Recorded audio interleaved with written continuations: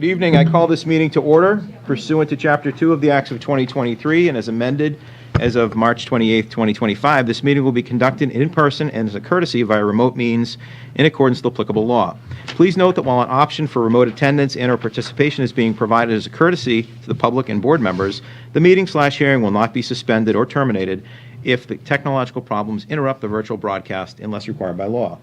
This meeting will be recorded by the local scene. Members of the public who wish to watch the meeting may do so by viewing the Duxbury Government Access channels, which are Verizon 39 and Comcast 9. Viewers can visit thelocalscene.media/Duxbury for information about Duxbury programming, including streaming and watching replays on Duxbury YouTube. Our first order of business is Pledge of Allegiance. Please rise and join us. I pledge allegiance to the flag of the United States of America and to the republic for which it stands, one nation, under God, indivisible, with liberty and justice for all. Thank you. Next is open forum. Anything from the board this evening for open forum? No, thank you, sir. All right, and Cindy is remote this evening. Cindy, do you have anything for open forum? I do not. Okay, excellent. Anything from the public for open forum? Anybody in the room? I believe we have one person online. Yes, she does. Okay.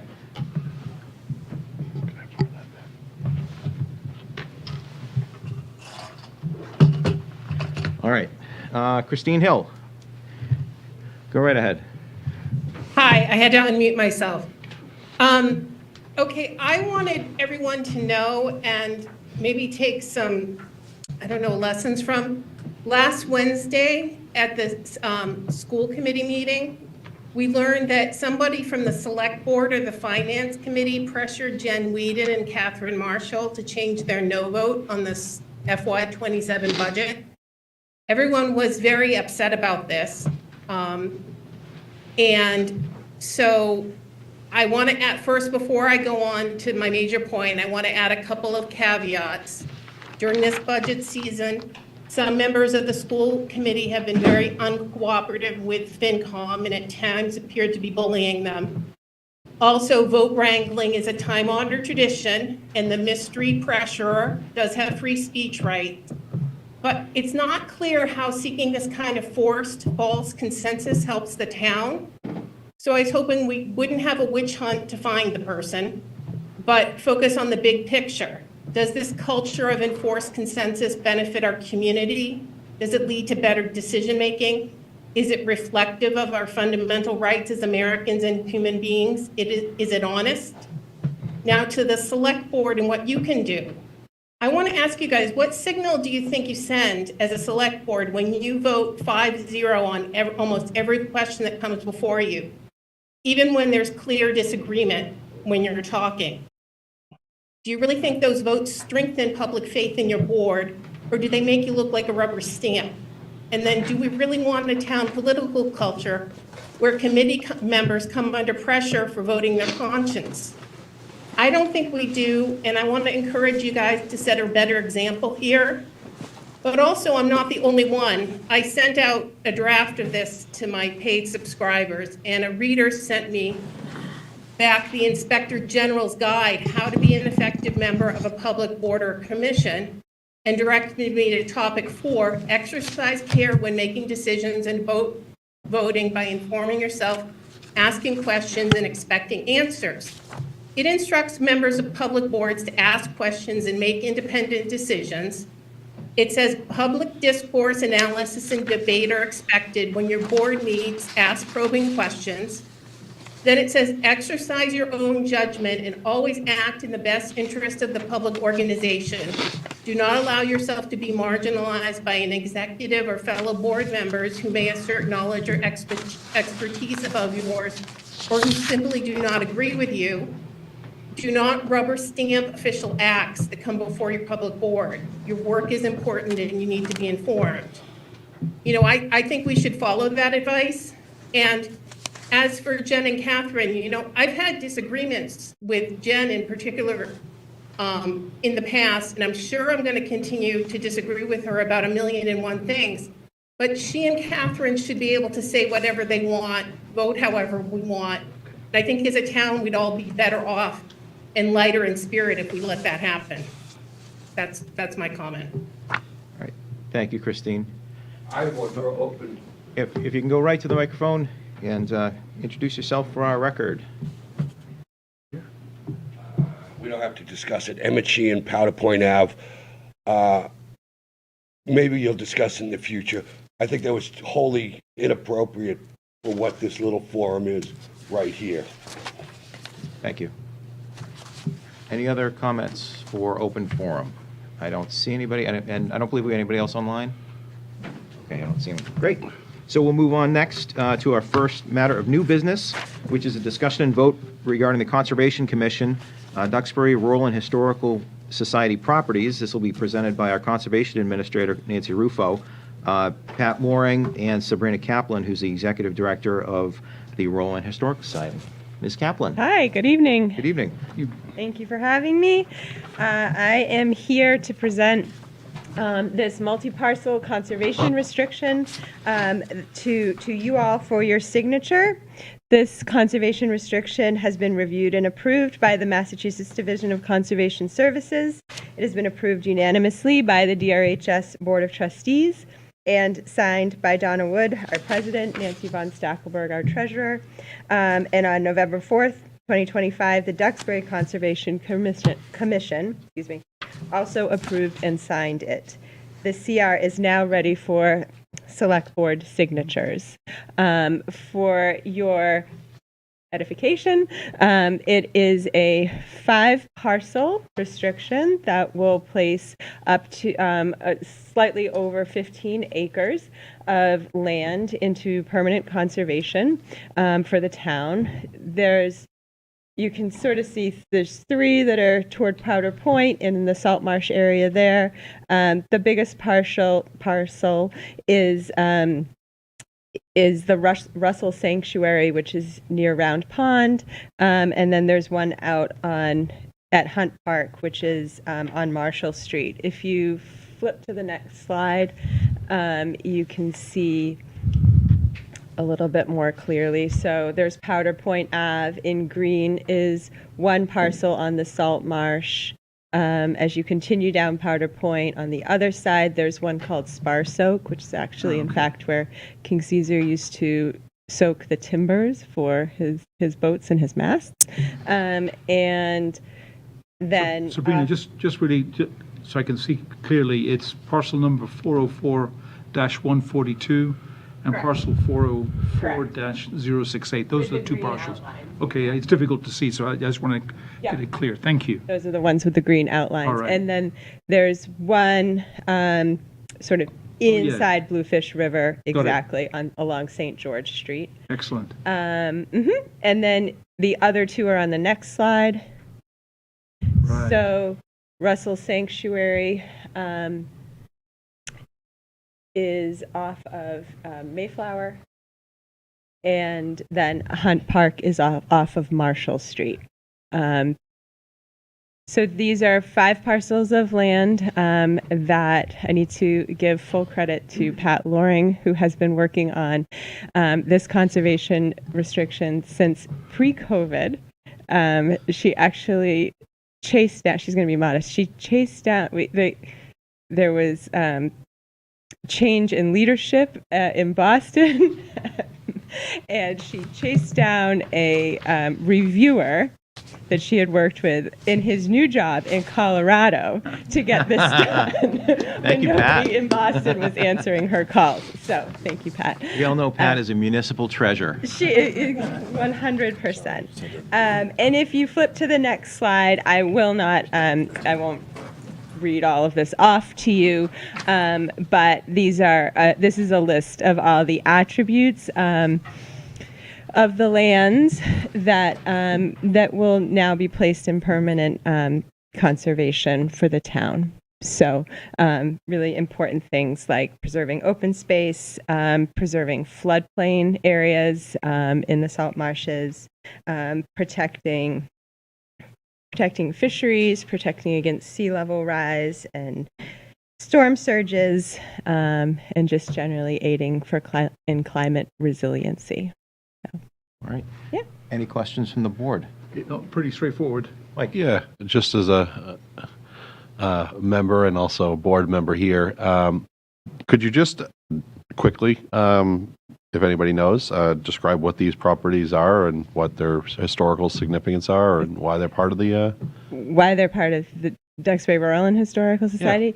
So actually, I mean, what I can tell you in general is that we started out the DRHS in the late 1800s as a land conservation entity, and we it was originally called the Duxbury Rural Society, in fact, and we do own about 150 acres of conservation land across town, and these are parcels that have been put into our sort of under our ownership over the decades, just in order that they would be conserved. But this is an additional means of permanently conserving them. All right. Cindy, any questions? No, not really. I'm really glad you described what spar soak was, because I was going to ask that. I think that's what it really is. interesting. I don't really know what the benefit is soaking wood in salt water is, but I know that that's what was done. Yeah, so it's just, and I think you just said this, these properties that the Rural and Historical Society have owned for a while, they're just now getting this conservation restriction. Is that Correct. That's correct. okay? Thanks. You're welcome. A question for either Sabrina or Nancy, or maybe even Pat. There is a provision here for public access. Can you speak a little bit about what's envisioned there? So, I mean, these are, for the most part, very small parcels, Right. and this, in this sense, I think it would be more along the lines of if somebody wanted to, a school group wanted to go and look at the salt marsh and test the salinity of the water or do something. You know, these are very small parcels. This isn't a place for sort of a park or any Gotcha. kind of. Okay. I think this is good because I think, isn't it true that Duxbury Historical Rural Society sold parcel 147-000 to a private person? So by placing this in conservation, that will no longer happen, right? That it wasn't. It was partitioned off because basically just the sliver of land where that person's dock is. Right. Okay. Thank you. And just one final question, or maybe just an observation. And I'm glad, even though this goes on for pages and pages and pages, It does. There's an important provision in here where DRH&S is reserving for itself some ongoing activities. In other words, just by granting this easement doesn't mean you can't use it at all. You're including things like vegetation management, ecosystem improvement, archaeological investigation, there's a list of not quite a dozen things. The reason I raise this is, number one, it's important to make sure that you're reserving some rights, but just to also confirm, are those sufficient?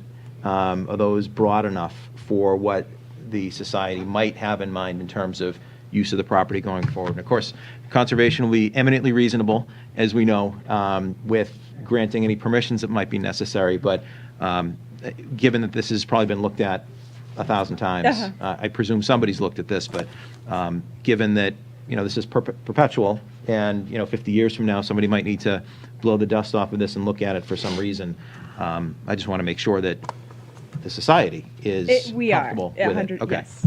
All right. Great. Yeah. Just one Go ahead, thing, Frank. I think that I think it's Hunt Park, the one out on Standish Shore, has a osprey hole and nest on it. Is that correct? I think I've been out there with an Audubon group, because they go and they do an osprey count in the summer. So that's one way to access and. Kid got bitten by an osprey out there. Made the front page of the paper. Okay. Any further questions? Any comments? All right. Anything from the public, since we have lots of folks here?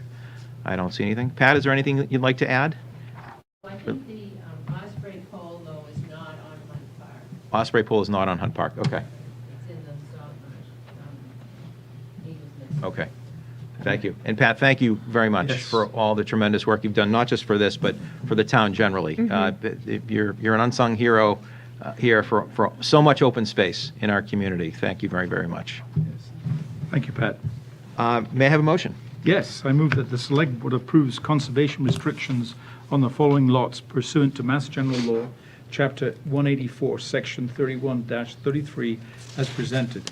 Parcel number 075-404-057, Marietta Russell Sanctuary, Elm Street, 10.58 acres. Parcel number 122-404-079, Hunt Park, Marshall Street, 0.85 acres. Parcel number 117-404-068, Sparse Oak, Powder Point Avenue, 1.31 acres. Parcel number 117-404-142, Powder Point Salt Marsh, Powder Point Avenue, 1.77 acres. And finally, parcel number 117-404-021, St. George Street, Salt Marsh, St. George Street, 0.58 acres.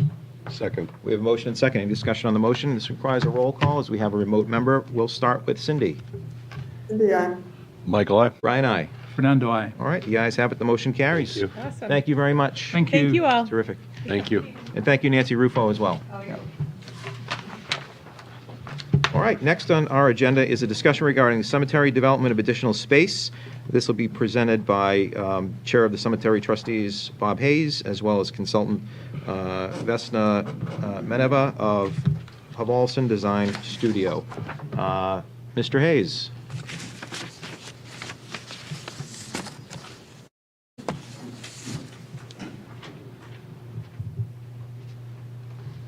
Good afternoon. Sheila was just asking if we have a quorum of the trustees here if we need it, so we can call the meeting to order now if that's easier. You're welcome to if you're going to deliberate on anything. You don't I have to. don't think we are, but Okay. but we might as well Sure. call the meeting to order. Go right ahead. Yep. Call the meeting to order of the cemetery trustees. Okay, good. All right. Well, good evening. Sorry to interrupt. My name, as we have said, is Bob Hayes, Powder Point Avenue, and I'm a trustee of the cemetery trustees. Here with me tonight is Chip Lacchetti, who is the superintendent, Sheila Scarzi, the head of DPW, as well as two other trustees, Emmett Sheehan and Frank Danelia.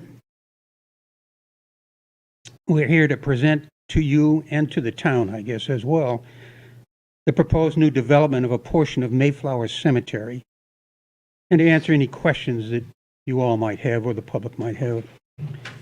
It is intended that the development will be the subject of an article at the upcoming March town meeting. I will go through the slides that have been sent to you people previously, but I will not take the time to read them.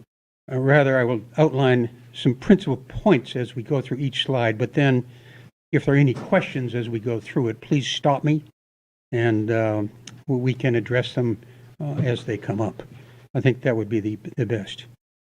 I'm going to start with a very, very brief outline of the historic background and the fundamentals of the project. Next slide. Oh, good. Thank you, Nancy. You're way ahead of it. As you may know, under state law, each town is required by the law to maintain public cemetery facilities in the town. And Duxbury has 4 public cemeteries, but only Mayflower Cemetery is active and offers graves for sale. The others are now closed. Next slide. The active portion of Mayflower Cemetery for burials runs southwesterly along Tremont Street, from the Unitarian Church to the fire station.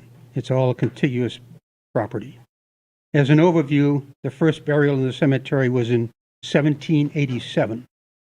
Until the early 1900s, the cemetery property ended at the current main entrance road of the cemetery, where you come in off of Tremont Street. That was the end. And that roadway was called Mayflower Ave. At the time, it was a through road, but it's no longer. Around 1920, the cemetery property was expanded by acquisition of adjacent land southwest of Mayflower Ave along Tremont Street to what was then a new road called Mayflower Street, which is by the fire station. The cemetery expansion in 100 years ago was approved at the time by a town meeting action. Following, next slide, please. Following the expansion, development to the added property was pursued by the town, and the extent of the active cemetery now currently ends at an existing roadway in the cemetery north from Tremont Street, which is called Woods Ave. Next slide. To orient us further, in this map, current use of the cemetery property is to the right of that vertical roadway shown in the center, which is in fact, that is Woods Ave. And the land for the proposed development is in general, and a little bit more, but in general, the cleared area adjacent land across Woods Avenue to the left of that roadway. So that's what we're talking about. If you go further left, that space there that appears, that is the senior center. Okay, next slide. Beginning in 2012, the cemetery undertook substantial improvements in the cemetery area north of Woods Ave. And in 2018, the trustees commissioned a master plan for the area of the cemetery along Tremont Street, southwest of Mayflower Avenue, the main road into the cemetery now, southwest of that. Under the master plan, the cemetery and the trustees envisioned the development project presented tonight. That was the beginning, and have annually placed it on the town's upcoming capital projects list starting then for fiscal year 2027, where we're now. Next slide, please. In 2024, after a public search process, the town approved a contract with Harrison Studios, in-house design studios for the firm of Ty and Bond, to lead the development project for us. Ty and Bond, who is well known, I think, to the town, is a regional land use and environmental engineering and consulting service firm headquartered in Massachusetts. Harrison Studios, part of Ty and Bond, is a well-regarded Boston landscape architectural and engineering firm with active cemetery clients, which is important in their expertise and was something we clearly wanted. Based upon historic rules and figures, and that's based upon the past, burial space in the currently developed cemetery area is running out. New burial space is needed, and we'll come back to this a little bit in the future, but no columbarium space is currently available. It's all filled in the cemetery. Okay, next slide, please.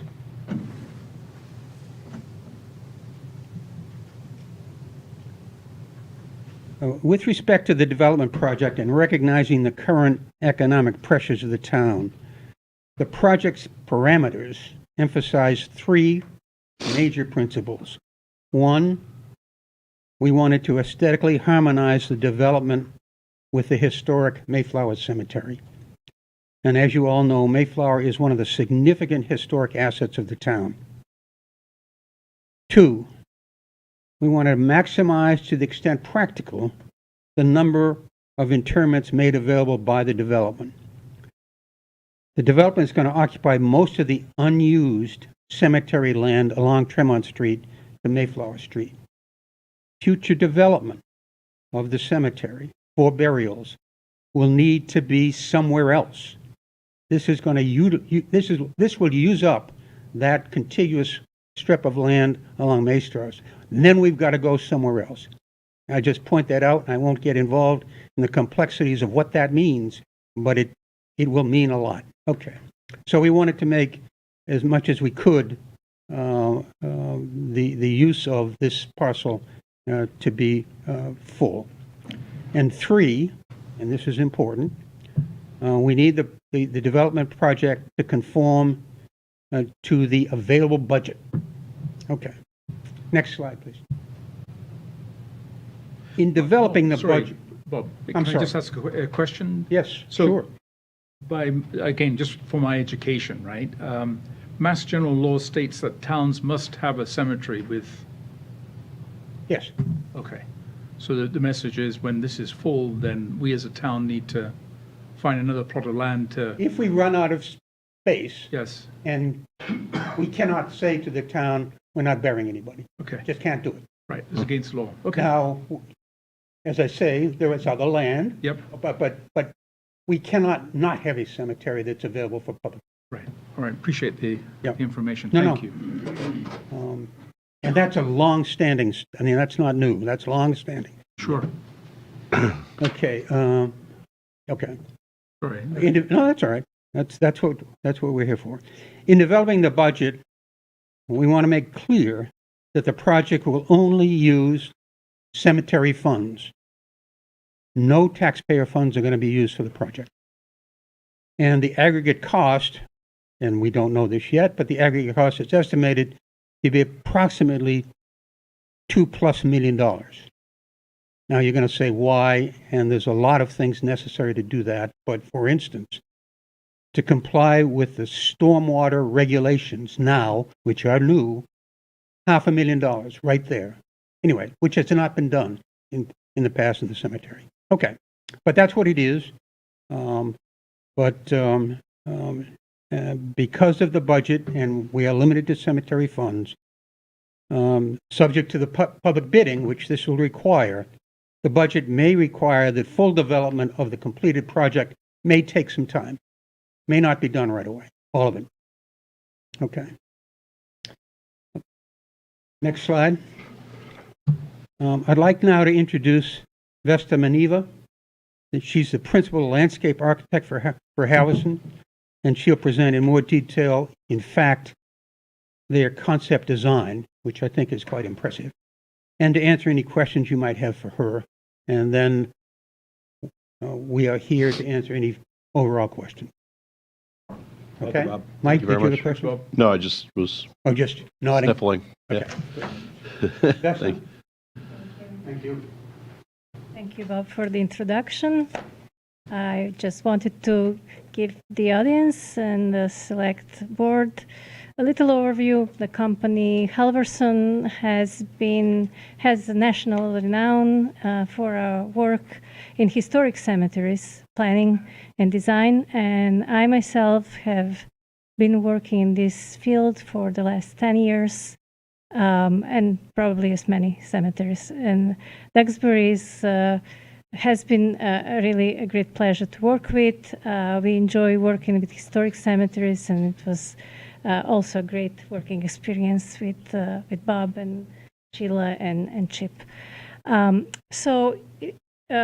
I will present today the design, the conceptual design, and then we'll talk about the next steps of this project. So this is really giving you a little bit of a context where the cemetery is located. Bob was talking about the historic development which proceeded.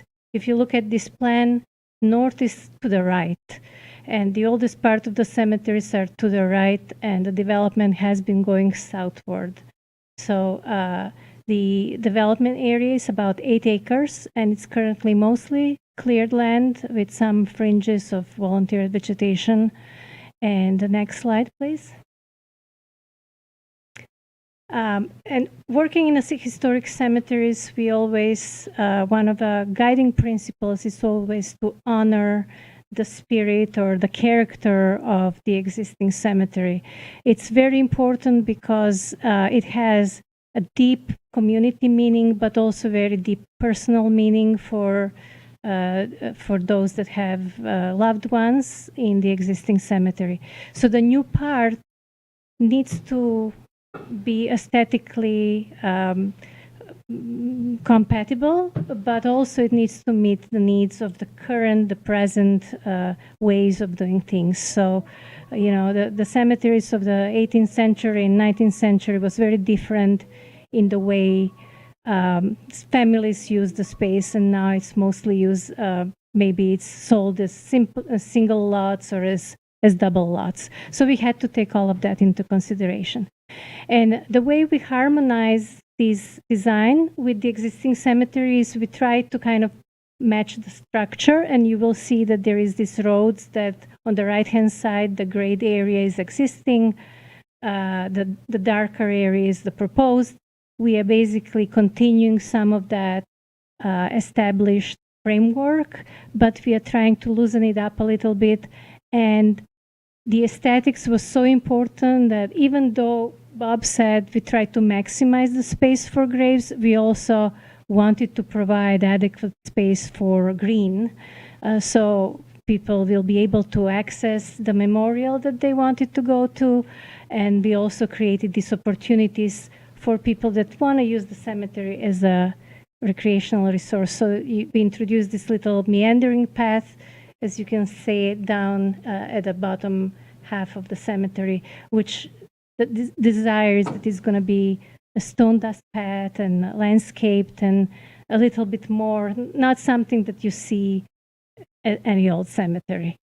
But a Yes. quick question in terms of the full body lots and then the cremation lots. Right. My understanding, and maybe Chip can correct me, is that this day the trend is more towards cremation than full burials. And I'm just wondering, how do you figure out how much space you dedicated to full burials versus cremation? So does that factor into your design of the cemetery? It does, to a point. We do, when we work with cemetery clients, we always want to know what is the demand. Right. Even though the cremations seem to be hovering about 50% Yeah. in New England, the preferences of the market are still for a full body lot.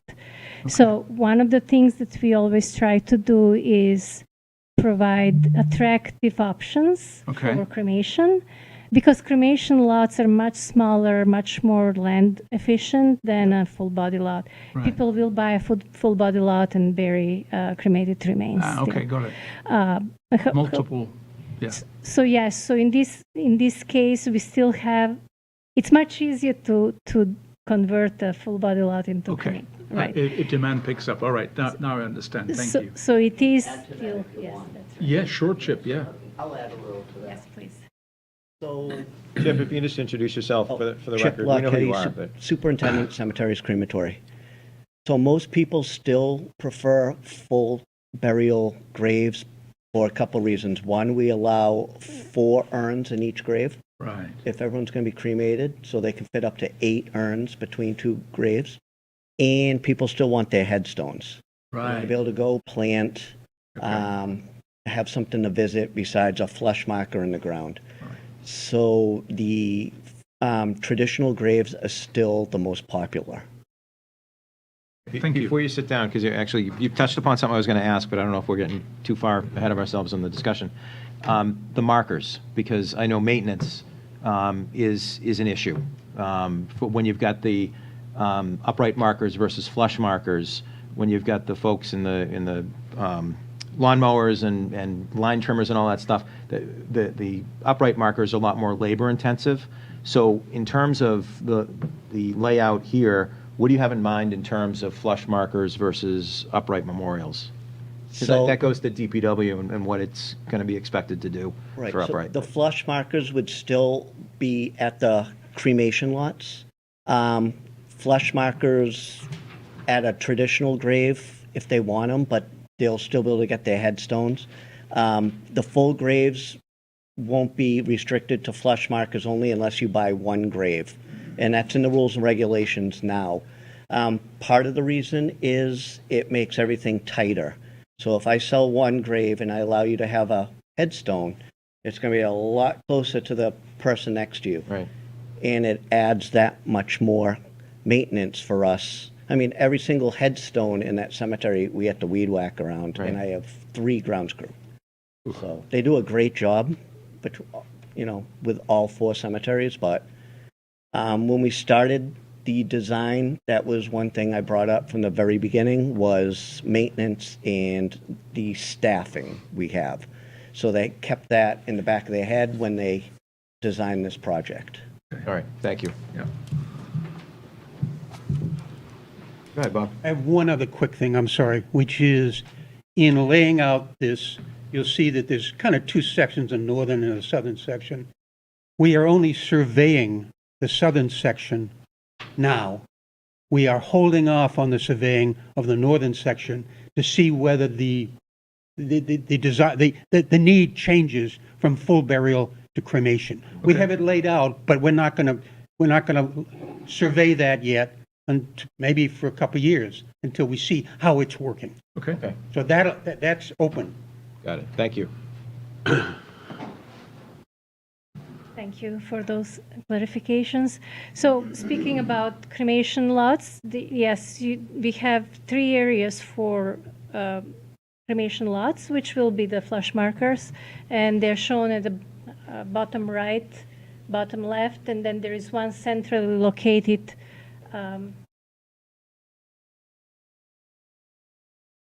Right, okay. which will be landscape. We call that a cremation lot garden. And then there are 2 other opportunities which will happen probably in a future phase, which we think it's the northern part. That is a columbarium, and I'm going to show also some images of how that is going to look like. And then there is a so-called scattering lawn. That is a much more open. It's just a lawn that there is...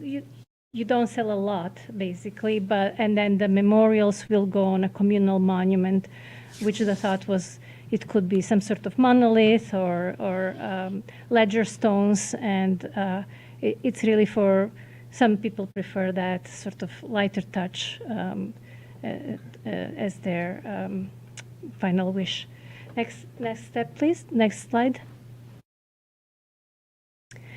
So here is a 3-dimensional view of the same. I think you can see that the north is to the right, and the road that you see on a diagonal here, which is called Woods Avenue, that's the existing edge of the cemetery, and the new development is located to the south of that. And you can kind of see how the two are sort of integrated in the future. That will be really no distinction between the old and the new. You can also see one of the elements that we wanted to include is that is very, very specific to Mayflower is this canopy of deciduous trees that is scattered across the existing cemetery. So we want to reflect that in the new part with new tree planting. We're also keeping a few of the existing oak trees that exist in this area, and we work the design around them. The proposed columbarium you can see on this rendering is to the very north near Mayflower Street, and Tremont Street is to the bottom left. Next slide, please. And here's a few views of the eye level. This particular one is looking at that central avenue, and at the end of that avenue we are thinking about this little garden that is surrounded by amelanchier trees, and there will be the in-ground lots with flush markers. The mature vegetation that you see in the background, that's an existing buffer that we are keeping between the cemetery and the senior center. Next slide, please. And here's the conceptual, ideal view of our walking path, that meandering path that creates a little bit more opportunity for somebody to come and sit down and enjoy the landscape or contemplate. And that is envisioned as being a stone dust surfacing, and maybe have these reclaimed granite elements that can be just at the entrances or just carry, lead the visitor from one point to another. And next slide. And that's the conceptual design of the columbarium. And this will be clearly a custom design. There is, plenty of, off-the-shelf products out there that could be customized, but I think the idea, whether it's just one monolithic element like this or it's built into segment in the future, the idea is really to screen. Mayflower would street will be just behind it, and this will provide an additional level of privacy and enclosure for the cemetery, and just a beautiful location for it. It's the very, very top of the cemetery, the top point. So the columbarium is for people, those are places where you put urns in there? Those will be urn niches, Okay. that's Well, right. that's nice, because I never knew when my parents, the name of the structure my parents had buried in. Yeah. So now I know it's a columbarium. Thank you. Columbarium, yes. All right. Learned something this evening. And next slide, please. So just a quick update where we are with the project. We just went through special permit with the town, and that included the stormwater calculations and big engineering. And we just received that permit a couple of weeks ago, and there is still an ongoing Mass Historic Commission review. This is the cemetery is within the historic district, so we are doing our due diligence as well.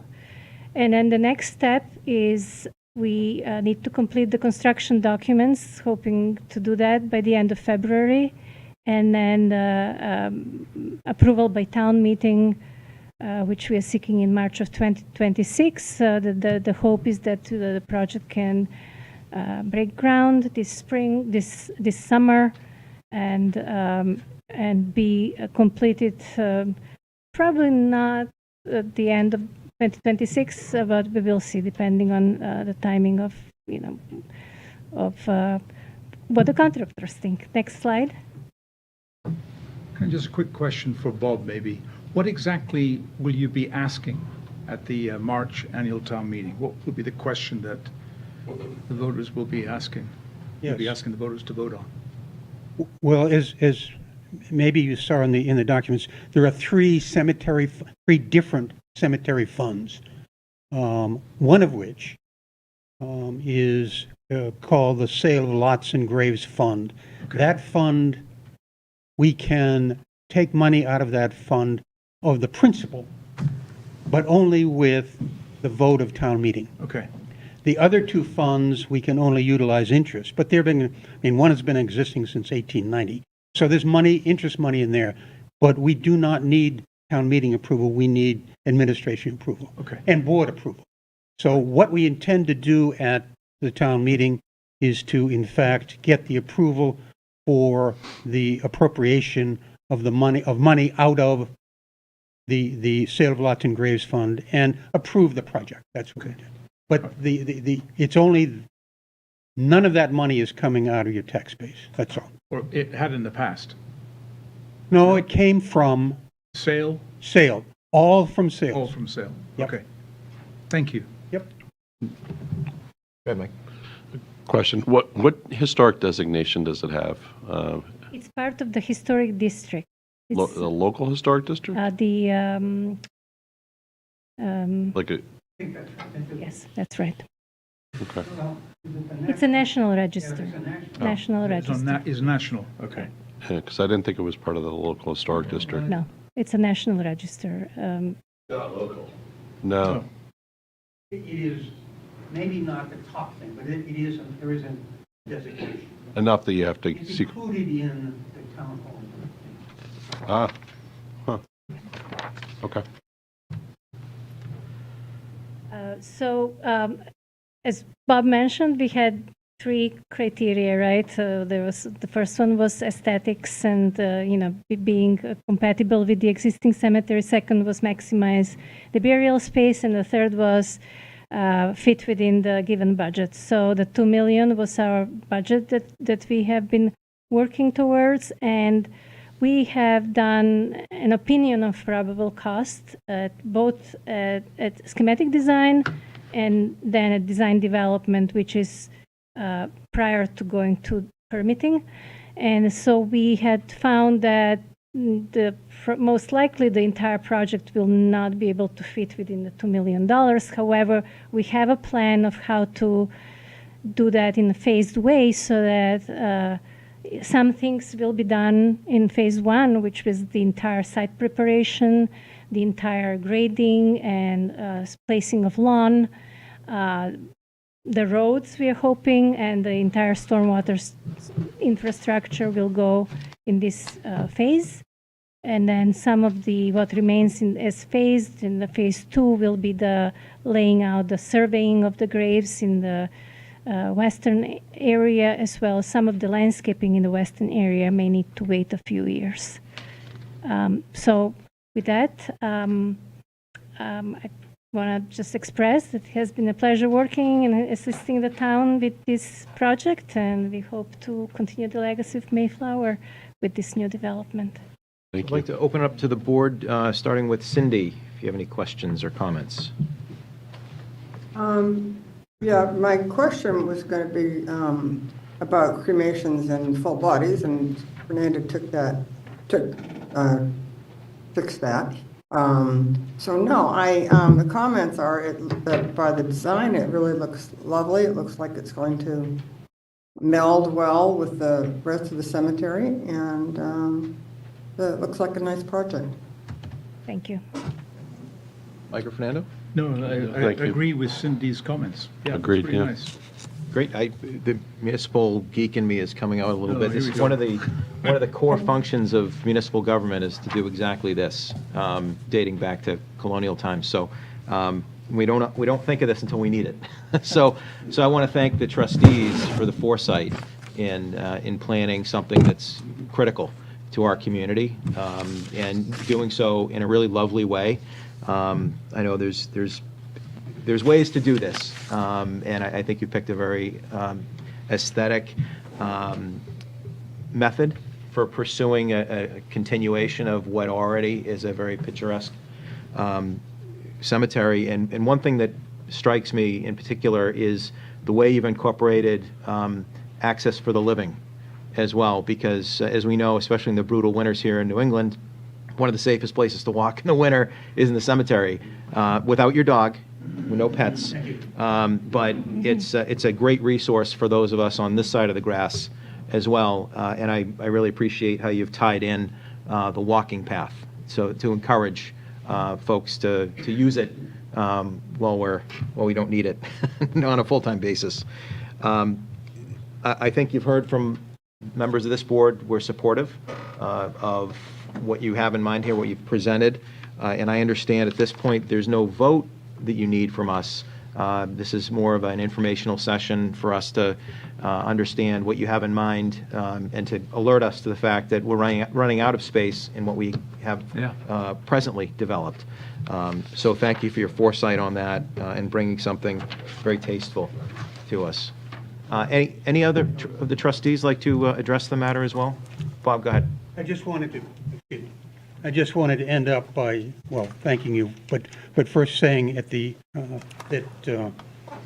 trustees and the administration and Sheila and Chip and everybody's been really enthusiastic about it. And what we did come to get is we hope that you express that you will at least consider supporting this at the annual town meeting, and the article that will come before you in a few weeks. Sure. We'll get a chance to. You'll get a chance to see vote the on it article and and everything else, support and have a vote on that. Yep. And we hope that if you have any questions in the meantime, we can address them, but we will look for your support, and thank you for your time. All right, and since we have you all here, anybody from the public have a question or comment for the trustees, or about the project generally, since it's certainly a public resource? Okay, great, thank you all very much. Well, thank you. Right. you. Certainly know if you need our assistance. Thank you. All right. Just to be clear, what we intend to do with Sheila's help, who's an expert in this, we don't know what the costs are going to be, so we're going to divide up the public bidding into sections with alternative bids to see if we can get as much as we can right away. That's what we're going to do, Okay. Great. Thank you. under the budget. Excellent. Excellent. Thank you. Thank you. All right, next on our agenda is a discussion and vote pertaining to in-person early voting and town election hours. There's also, I believe these are combined, discussion and vote pertaining to adding a 2-year unexpired term for planning board member to the annual election ballot. And our town clerk, Susan Kelly, is welcome to address one or both of those. Yes, Ms. thank Kelly, you. good evening. Good evening, how are you? So the first item, discussion and vote pertaining to in-person early voting and election hours is really something that I'd like to split. It's two different conversations. So we'll start with the in-person early voting, and this is for the municipal election. With the Votes Act that was signed in 2022, vote by mail, which is also early voting by mail, and early voting in person were made available for state elections. For municipal elections, vote by mail is an automatic thing, but the town has to opt in to vote early in person. Okay, so what I'm here tonight regarding this is to recommend that you vote to opt in to in-person early voting. That will allow people to come to vote at our counter beginning Monday, March 16th, and that would run through Friday, March 20th. It would resume again on Monday, March 23rd, and run through Wednesday, March 25th, no weekends. And we would be open to handle voters coming in during normal town hall business hours. And importantly, that includes 2 Mondays, which are later Correct. in the 2 evening. Mondays would be here Yep. until 7 Okay. o'clock, and we will be here on that Friday when town hall is typically closed, but we will be open for that purpose only to accept voters to come to the counter. Great. Got it, okay. Seems pretty straightforward, Mike? Yes. You're recommending this, but and I always ask this, but does this place any undue strain on your office?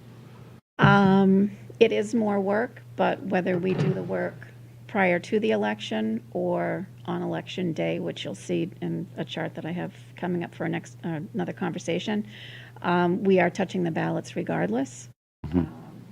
I think the burden, if you will, the extra work is that more and more people are using vote by mail and early voting.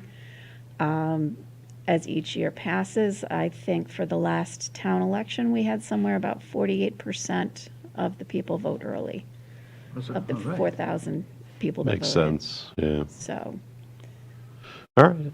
anyway, as I say it every time, but any way we can get engagement and get people to Yes. vote, I'm all for that. We appreciate that. Providing the but- opportunity. Couldn't agree more. So just so we're all on the same page, and when I say we, the voters who are watching as well and listening, you'll have voting on Election Day, you'll have vote by mail, and then what we're talking about now is the early voting where you physically come to town hall, Correct. check in with the clerk's office, get your Correct. ballot. There's like the little voting setup in the hall. Yep. Select your candidates, and then cast your ballot. They give the within ballot back hours. to us, and then Yep. we will cast it on Okay. the Oh, actual okay, election right, day. right. Yep. All right, great. Just not Couldn't be easier. Just not a combination of any of them. Yeah, you must pick Correct. one. We That's know, right, yeah. we keep track of every ballot, and we will know that if someone tries to do it twice, I'm not going to let you do that. Right, good point. Any questions from the board? No questions from me. Cindy? No, okay. Any questions from the public? I don't see anything. May I have a motion? Yes. I move that the Select Board opts in to allow in-person early voting for the March 28, 2026 annual town election at the following locations during the specific times. In-person early voting will take place at the Town Clerk's Office, 878 Tremont Street, during the following hours, excluding Saturday and Sunday. Monday, March 16th from 8 a.m. to 7 p.m. Tuesday, March 17th from 8 a.m. to 4 p.m. Wednesday, March 18th, 8 a.m. to 4 p.m. Thursday, March 19th, 8 a.m. to 4 p.m. Friday, March 20th, 8 a.m. to 12 p.m. The town clerk's office will be the only office open to the public. Monday, March 23rd, 8 a.m. to 7 p.m.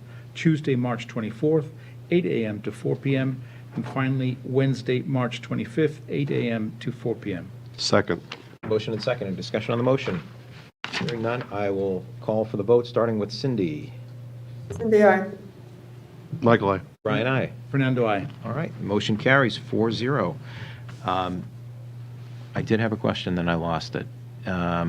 We talked about the methods. Oh, I know we're not specifically talking about voting by mail now, but when are those ballots available for folks who want to opt in?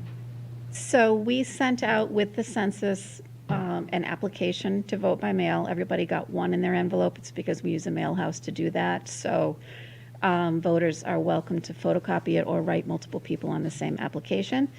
In the next couple of days, the Secretary of State will open their online portal on, if they just search vote by mail for Duxbury or even Massachusetts, it will take them to that application link.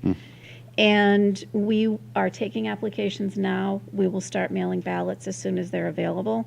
We can't order ballots until at least 35 days before the election because that's how long you have to insert any ballot questions. So I think that was February 20th. I'll order the ballots the following Monday, and they're pretty quick about turning them around. So we should have about 3 weeks to get ballots out to folks. Okay. So if somebody didn't submit something to your office already, they can go online the next few days? Yep, they and sign can, up they as well. can Okay. submit it up until the Monday before the election to Okay, get a vote by mail. great. Excellent. Questions? Nope. Great, all right, so we've covered in-person early voting. Next is the two-year unexpired planning board term. Okay, we can circle back to the election hours because that kind of goes with our next discussion. That's okay? Sure. All right. Okay. The discussion about the two-year unexpired term, this is really a formality. I know you haven't seen the ballot, but I believe that you announced last week what positions were on the ballot. Wayne Dennison had sent to me his resignation from his position on the planning board on November 25th.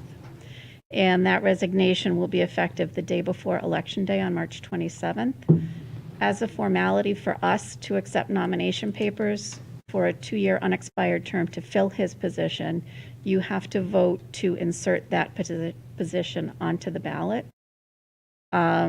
I know you haven't seen the entire ballot yet, but this is just a technicality so we can accept papers should anybody take them out for that position. Okay. All right, and it's a great board to volunteer on. You were on So- that, well, you were on that board, were There you? were many people.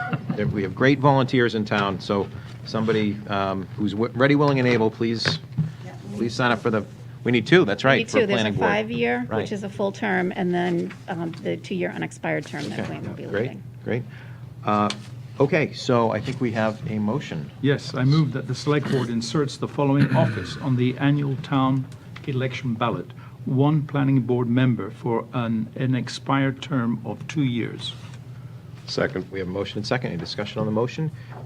Hearing none, I'll call for the vote, starting with Fernando. Fernando, aye. Brian, aye. Michael, aye. Yeah. All right, motion is unanimous, carries 4-0. Next, we have a number of things regarding town meeting, but also the town election hours. Yes. Ms. Kelly, would you like to start with the town election hours? Sure. So the town election hours are actually set by the Select Board. It's in our bylaws. And typically, that's something that you would do when you sign the warrant and the call for the election. You probably do it by memory at this point. You announce the offices where the polling location is, and the polls will be open 8 to 8. Nancy, if you want to put up the velocity report. I did a report showing the voter check-in velocity for the last 5 years.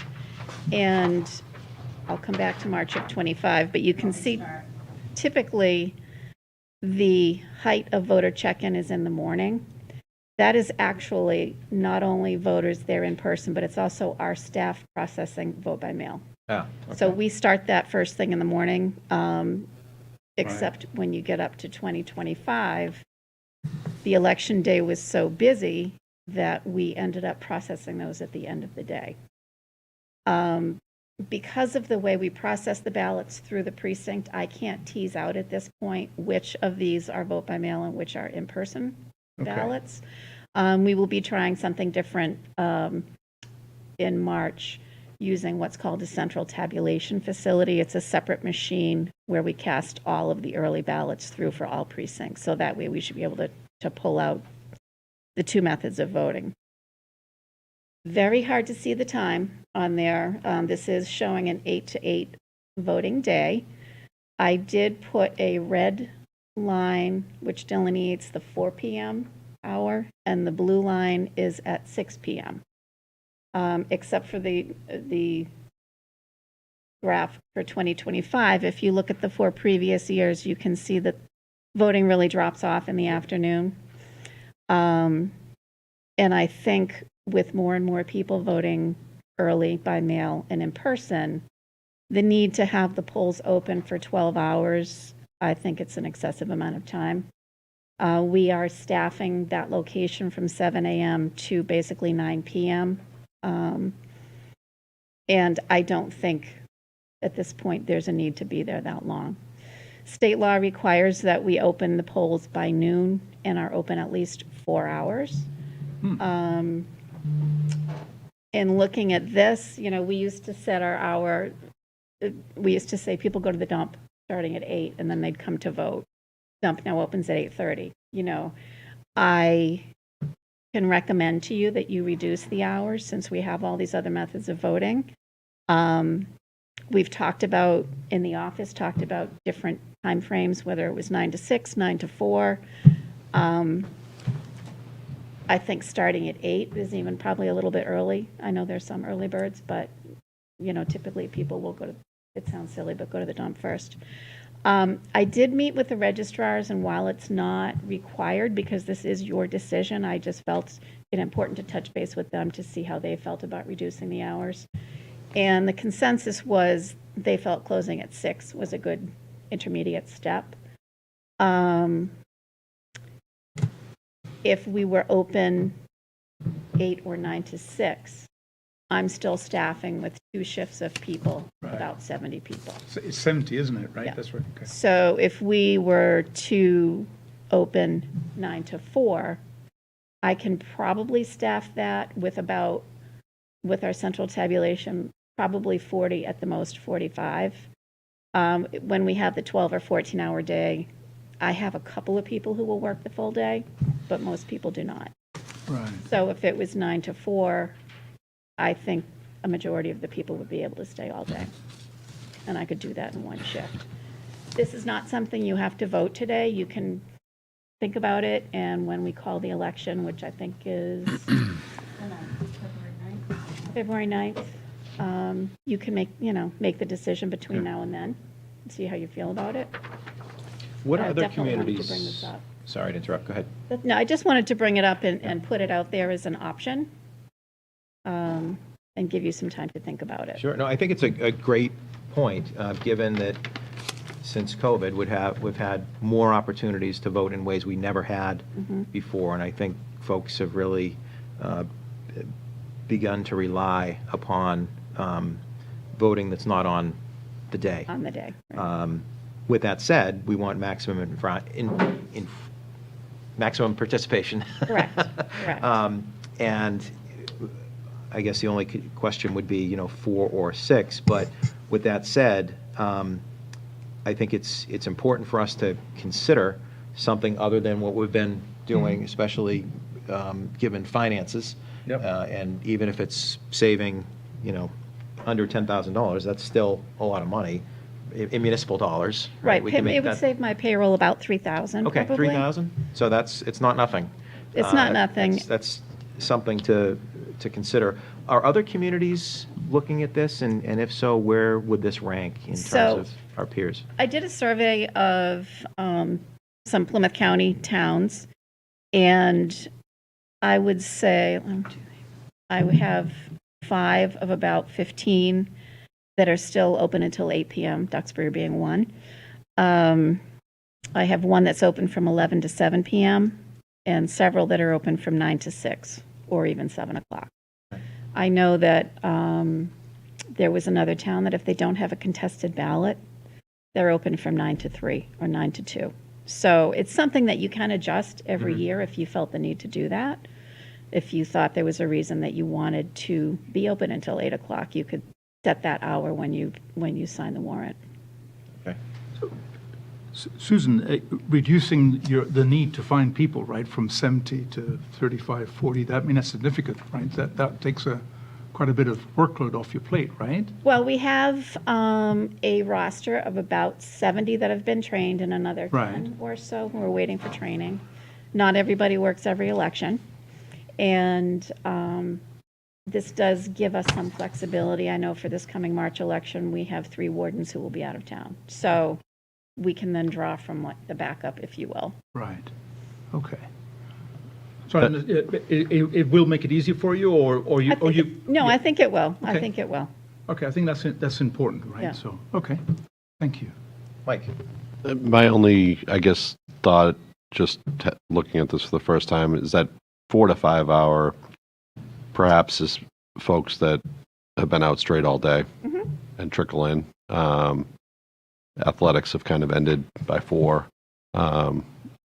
Is that a sticking point, that 4 to 5 or 4 to 6, or is that? I don't think so. Well, 4 to 6, I mean, if we're open 9 to 6, I may have to supplement some people with 2 shifts. Yeah. But 5 or, I don't know, Yeah, somewhere I in mean, there, Again, this is a discussion for today. It's not something that you have to vote on today. it's just a thought. Yep. And that's probably potentially why the registrars felt that 6 o'clock was a good time to cut off. Yeah. What is the hours that allows you to go with 35, 40 people? How many hours is that?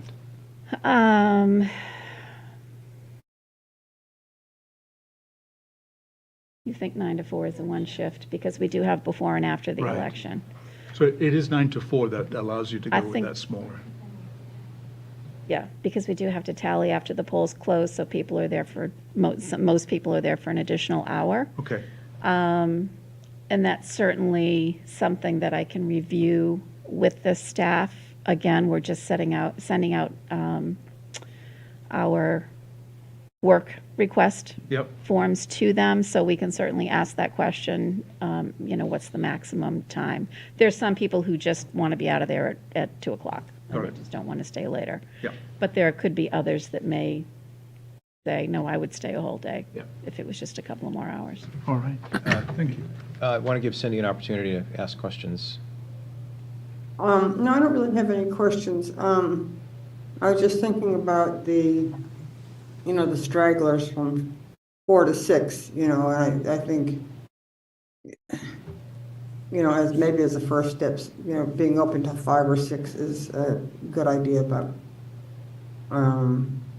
again, only if it helps reduce the numbers of workers. I mean, we could always try it. We could always try a 9 to 6 this year to see what happened, in the afternoon time Sure. frame. Yeah, we'll look at this chart again and see what And we'll the chart again next time. hill looks like. Yeah. Rainey? Yeah. Thanks. Your empirical data for the folks that can't see it at home shows that everything falls off a cliff by 5 o'clock. Yeah. By 5 o'clock, you don't have 50 people showing up in any given year for any different event. If you went, say, 9 to 5, that's 8 hours. Have you still got It's 8 hours with at least another hour and a half on the back end? between the opening and the closing. Yeah.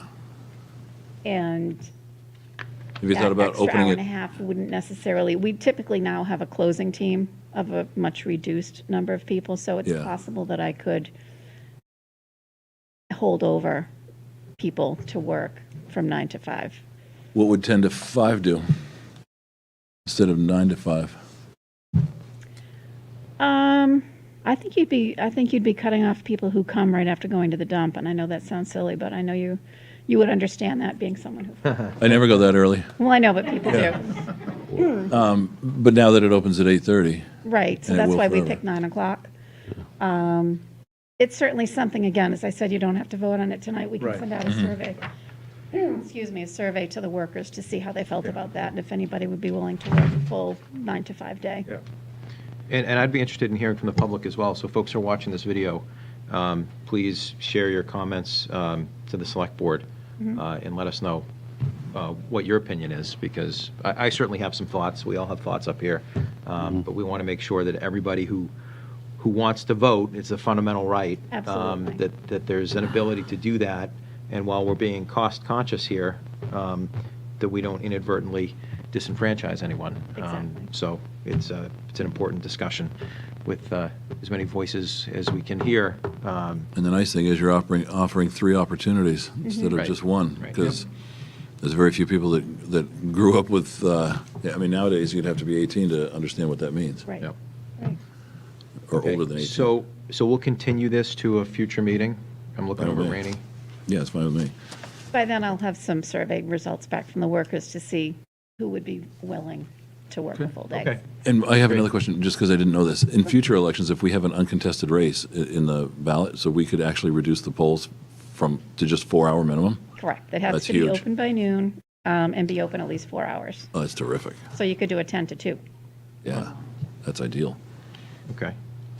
All right, so we'll continue that matter, and then we have a related discussion, which is a follow-up of our November 3rd, November 17th, and December 1st Select Board meetings and votes regarding two things. One is the removal of the April 7th, 2025 Select Board Goal Number 9, which was entitled Prepare a Town Meeting Article for 2026 Annual Town Meeting, to move the date of our annual town meeting from March to May, commencing with 2027 Annual Town Meeting, and/or B, discussion pertaining to an article requested by the Select Board to move the date of annual town meeting, the selection of a day of the week on which to hold the annual town meeting, and an article to move the date of the annual town election. And Rainey and Susan will be Yeah. walking us through this. Can I go first, just because Please I'm do. the first part, you're the second? Please do. Do you want to continue with the idea of an article? That's what I need to know. Do you want to continue with the idea of an article to change the town meeting date from March to May? That's what I need you to vote on. Okay? And I would defer to Fernando to take us through that discussion. Yeah, okay. So you have your handout, right? I provided some, Yes. a little one-pager From earlier today. from earlier on today, yeah, so apologies for the late submittal. So, Anybody need one? yeah. So what I show here is, I'm just narrowing the data, right, which shows here within Plymouth County, the communities, the day that they hold their annual town meeting and the day that they hold the municipal elections, all right? And you can see the vast majority of towns within the Plymouth County hold their meetings on a Monday evening. And depending on whether they are on the first Monday in May or the second Monday in May, they vote on the third Saturday of May. So that avoids the potential conflict with Mother's Day, the Mother's Day weekend, and the Memorial Day weekend. And then you look across the data for the whole of the whole of Massachusetts, and you can see the vast majority, 71% of the towns have their annual town meeting in May. So why in May? And I think bottom line is, when I originally put my little citizens petition many years ago, it was about trying to increase attendance at the annual town meeting. But as Susan quite rightly says, and I've observed it, people turn up when there's something really important to talk about, whatever day it was that we saw the huge turnout with regards to trying to put the how do you call it, the Bed and breakfast? the bed and breakfast, right? So yeah. that was during the week. So why? I think fundamentally, when you look at it, it's if you do it in May, and I think that's pretty well why all the towns, the vast majority of towns, do it in May. There's better alignment with the Commonwealth's financial cadence. All right, let's face it, that closer to June 30th fiscal year, it improves the quality of the budget. We have an additional 3 to 4 months' time to improve the budget process, to improve our forecasting ability. Free cash certification this year wasn't certified until this month, all right? And free cash obviously is an important element of our budget, especially with regards to capital. And then finally, for the schools, student enrollment report is due in October, and so right now they have a very tight window. They have to submit that to the state, and that influences obviously their budget preparation, and they got to prepare it and present it to the school committee 2 months later in December, right? So this whole cadence thing is just by moving it to May, just gives us more time to prepare our budgets and like I said, get our budgets ready, and it aligns with the financial cadence of which drives the whole process. I think a couple of things are important. We do like the electronic voting, and it's a full service provider. so we don't put additional work. Basically, they come in and do everything. And I think that's really important. Because most towns have their annual town meeting in Monday, in May, the current provider that we have is already tied up. So it could be Tuesday, or we find another full-service provider. We've got time. Basically, we're talking about not 26, but we're talking about 27 to find somebody. And I think that there is we had a good conversation around the Saturday town elections and the hours. If we were to reduce it to 9 to 4, it again take the burden off the town clerk and her team to hold the elections. But we're going to continue talking about that. But for me, ultimately, it's better alignment with the financial cadence that drives our budget processing, forecasting, and conversations I've had with the school administration and within the financial administration in the town. They would really appreciate the additional time. Okay. So that's it. Mike? I'll let Cindy go first. All right. Collecting my thoughts here. Cindy? I guess one of the questions I have is, we almost always, and it's not 100% recently, but almost always go at least a very full day on Saturday, and sometimes it's held over till Monday. And so if we start by just doing an evening, I'm just wondering what that's going to look like. Are we almost always going to have 2 evenings in a row or more? I don't know. I mean, that's my biggest concern, is by not doing it on a Saturday. Or is there a way that we could run our town meetings, I don't really mean more efficiently, because I think they're efficient, but, and you do need to let people speak, which is really important. But that's my concern, is that it's going to actually be multiple nights. And so that's one concern. The second concern is whether it's going to keep, certain populations away, people that can't drive at night, that sort of stuff. Can I Go ahead. respond? Right. I have experience with both scenarios. Obviously, Duxbury here for the last dozen or so years, and then every other town I worked in had it in May. One had it in April, but for the most part, they were all in May. Typically, what happens, the town meeting would start on a Monday night, and then if necessary, would move into a Tuesday and then move into a Wednesday. I never saw it go past a Wednesday in any of the communities I worked in. The attendance does drop off over time, just like the attendance at our town meeting on Saturday ebbs and flows. It ebbs and flows more now than it ever has, because people simply text and say, hey, your article's coming up, swing by in a half hour. And so people come and go as they please based on what's going to be on the agenda. In both scenarios, people are disenfranchised. Right now, you disenfranchise, by having it in March, you disenfranchise anybody that's in Florida or decides to go away for the winter that doesn't want to come back. You may, in some cases, disenfranchise folks with kids because they may have things going on a Saturday. And that's also true on a Monday night, because then you're going to have the issue of childcare coverage. And in all of the communities I worked in, we did provide that. In fact, I think we provided that last year, and we have for a couple of years. Or we only do it on special occasions? We provided a room Okay. for people to take their kids, but that was an unfortunate kind of setup, because the kids were not Policed. I got 2 kids. They weren't policed. It was not a playtime, and unfortunately, No. the kids, there were a lot of adults that left because they couldn't hear over Sure. the kids playing in the So in a couple of the towns that I worked in, they actually had, it was set up like a daycare. In fact, they would have the teachers come in, or they would have child care providers come in at a nominal fee, and they would keep an eye on the kids. So there are ways to work through either scenario. So yeah, you're going to disenfranchise somebody somewhere. But you also provide, because you got 3 nights, you're also providing more opportunities for people to attend. They might not be able to go all day Saturday, but they could say, oh, Article 22, that looks interesting, and that might be coming up on Tuesday. So yeah, you do have to weigh that, because typically your town meeting would run from probably about 6 until about 9. And there are those who say, well, what if I work in Boston? Well, you have a year to plan for it. So if you really need to be there, you'll know when the town meeting is, because it's predictable, as it is now. You know when the date is going to be. You just don't know when your article might come up.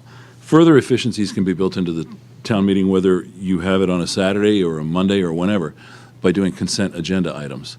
We may be able to figure out a way to combine a number of the CPC articles, because sometimes we have, more than 6, and we could combine them all into one giant motion. Or there are other things we can do with some of our routine and customary articles that we do every year. 4th of July comes to mind immediately, and we could probably pool a few others and do those as a consent agenda where they're simply agreed upon in one fell swoop. So that would actually buy time, if you would. So those are certainly very valid points. It works in both scenarios, because you don't hear about town meeting, not working because we didn't have enough attendees or there wasn't enough time, because they always get through it. It's just a matter of how much time you want to take and what day you want to do it on. Mike? Okay, thanks. Yep. I do enjoy the March town meeting slot. I think it's unique, but it works. It's a tough month sometimes weather-wise, and I think we get good turnouts for it, and why fix what isn't quite broken. And I say that with an asterisk, because I agree with a lot of the things and understand a lot of the comments that Fernando's made about the financial schedule. I will say, however, that even in this past year, having it in March assisted with the articles in June that supported our police and fire before the fiscal year began in July.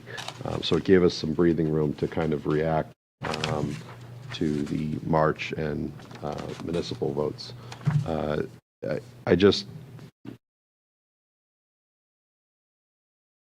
I have very strong concerns about a May meeting wiping out a big segment of our population that have children in sports, or simply just like to enjoy the weather and would not want to be sitting in a room for 10 hours on a beautiful April or May day. I think we get a lot done and a lot accomplished in March. And I think it's a unique attribute here. I don't know if I clarified, but what I was referring to was the April and May days were evenings. Evenings. It's an evening. And I have the same concern. I mean, even if, well, not the same concern, a separate concern about weeknights. I wouldn't support a weeknight, whether it was in March or April or May.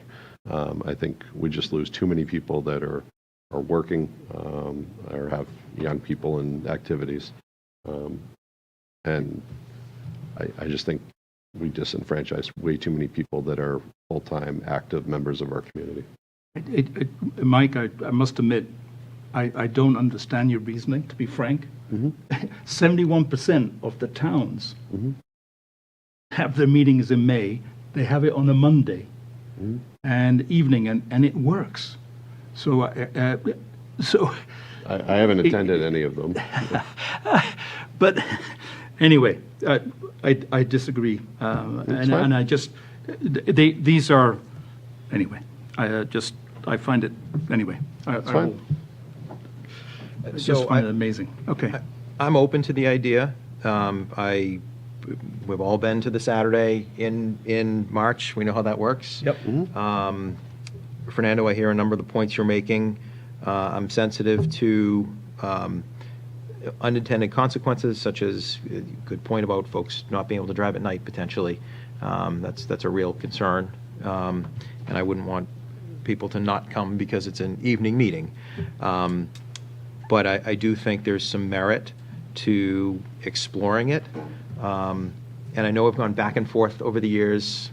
Susan, you were kind enough to get us that list going back 50 years, I think it was, of the ping-ponging, so to speak. But I think it was Susanna made a good point at a meeting, a few meetings back, that none of those dates was a weekday. They were all a Saturday.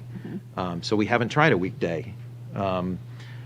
We've all participated, I think, in the town meetings, the extensions or the continuations that go to a Monday evening or to a Tuesday evening. So I know we can get a turnout on a weeknight if need be, I'd be inclined in giving it a try.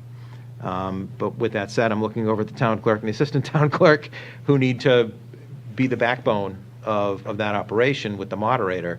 And I want to make sure it works logistically for you. There's certainly a lot of merit in terms of budgeting and giving the other members of town staff an opportunity to get tighter numbers as we get closer to the end of the fiscal year. But it's also a lot of work. I understand. I mean, election's one thing, but town meeting, you don't know when you're going to end. And you need to staff the wardens, is that the right word? Out The front election to workers check and the you in. wardens, yeah. So there's a lot of logistics that happen that we don't necessarily see, Right. that you two live.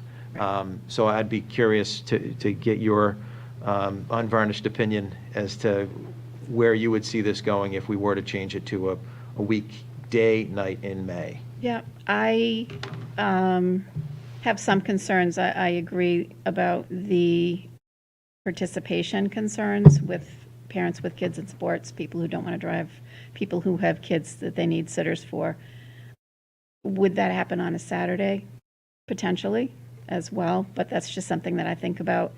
I'm concerned about the added expense were the meeting to last 2 or 3 days, 2 or 3 nights.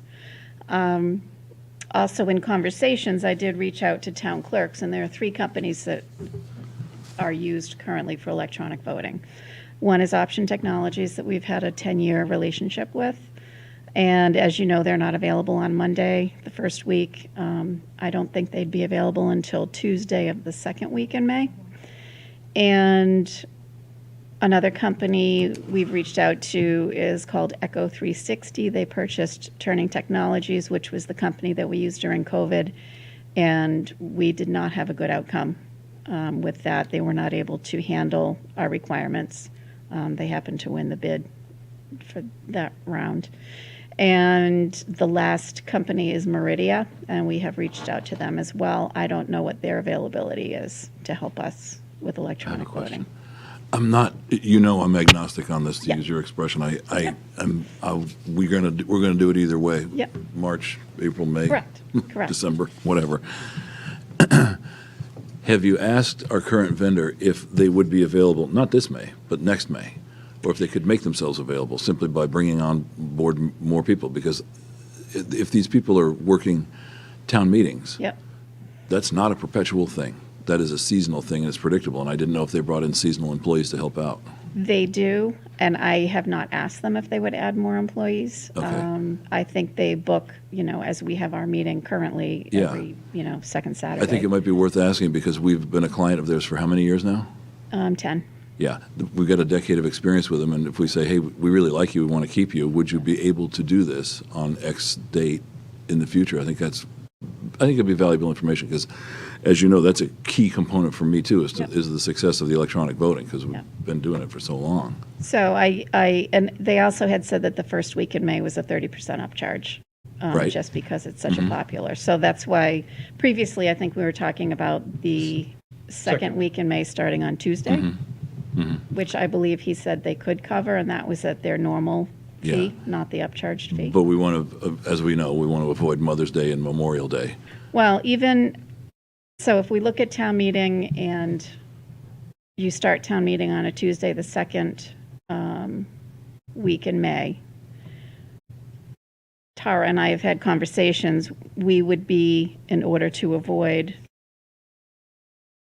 I think the next Saturday immediately after the start of town meeting is the one that falls on Mother's Day, like 4 times in the next 10 years.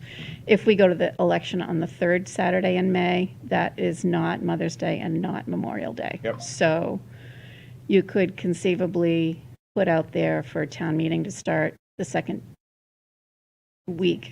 Tuesday, or the second week of May on Tuesday. And then we could have the election basically 2 Saturdays later, which would be 10 days Or later. it could be Monday. It doesn't have to be Tuesday. If we know soon enough, and the reason I'm asking, and this is sort of a time-sensitive thing because I was hoping to put out a first draft of the warrant tomorrow. Right. I need to know what the date is of the week, that is. I will reach out to him again. Okay. He has already answered me that he wouldn't be available that Monday because of other communities Okay. of the second Monday in May. So he would be able to accommodate us Tuesday, Wednesday, Thursday, Okay.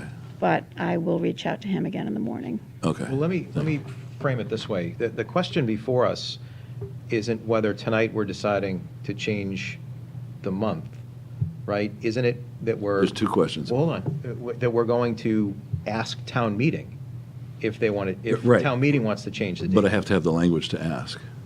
Okay, no, but my Yeah. point is, the town meeting will have an opportunity to determine if town meeting in Right. 27, in other words, in 26, will ask, hey, for next year, are you interested in moving it to May? Uh-huh. And then town meeting will decide, right? Yes. So are you thinking a sense of the body, No, or are this you was a thinking specific of question. bylaw change? They asked a very specific question to Right, have it so- moved to May. So but from them, I need further clarification and direction. That's the first question. Are we still going forward with the articles? That's number one question. And then the second aspect is when.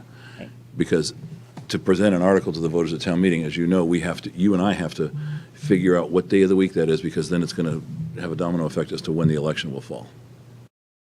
I think I could safely say, because the election and the town meeting and the bylaws are split into two different clauses, you can put in the verbiage for the election that the town election is held on the third Saturday in May. And that takes care of that half of this conversation. Yep. I would strongly recommend that be a separate article or a separate motion, so that if Oh, it will be, yeah. the change, excuse me, from the town meeting from March to May did not pass, you would indefinitely postpone changing the election. Exactly. So that's why, but it is important to have the day of the week and what week it is.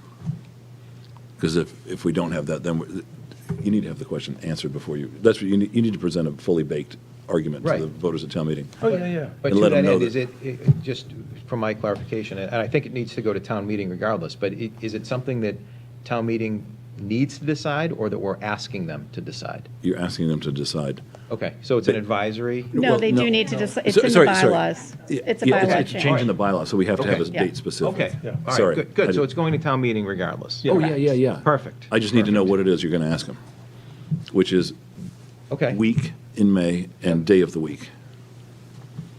okay, So if it has to move to May, I would recommend the second week in May for the town meeting. And on a Monday. And, well, I'll have to ask them if Well, they that's can up to them. accommodate that. Yeah, Yeah. Monday. You're going to be voting on that in a minute, so Yeah. write that down. I'll ask the question. okay. Mike or Cindy, any further No, I comments? said what I said. No. Okay, Maybe we can all be on that call together. yes, Nancy? Okay. Oh, anyone from the public? There's somebody online. Is there anybody in the room who has a comment or question? Okay. Can we all be on Ms. that call Babcock says it's a together? great idea. All right, Christine Hill, go right ahead.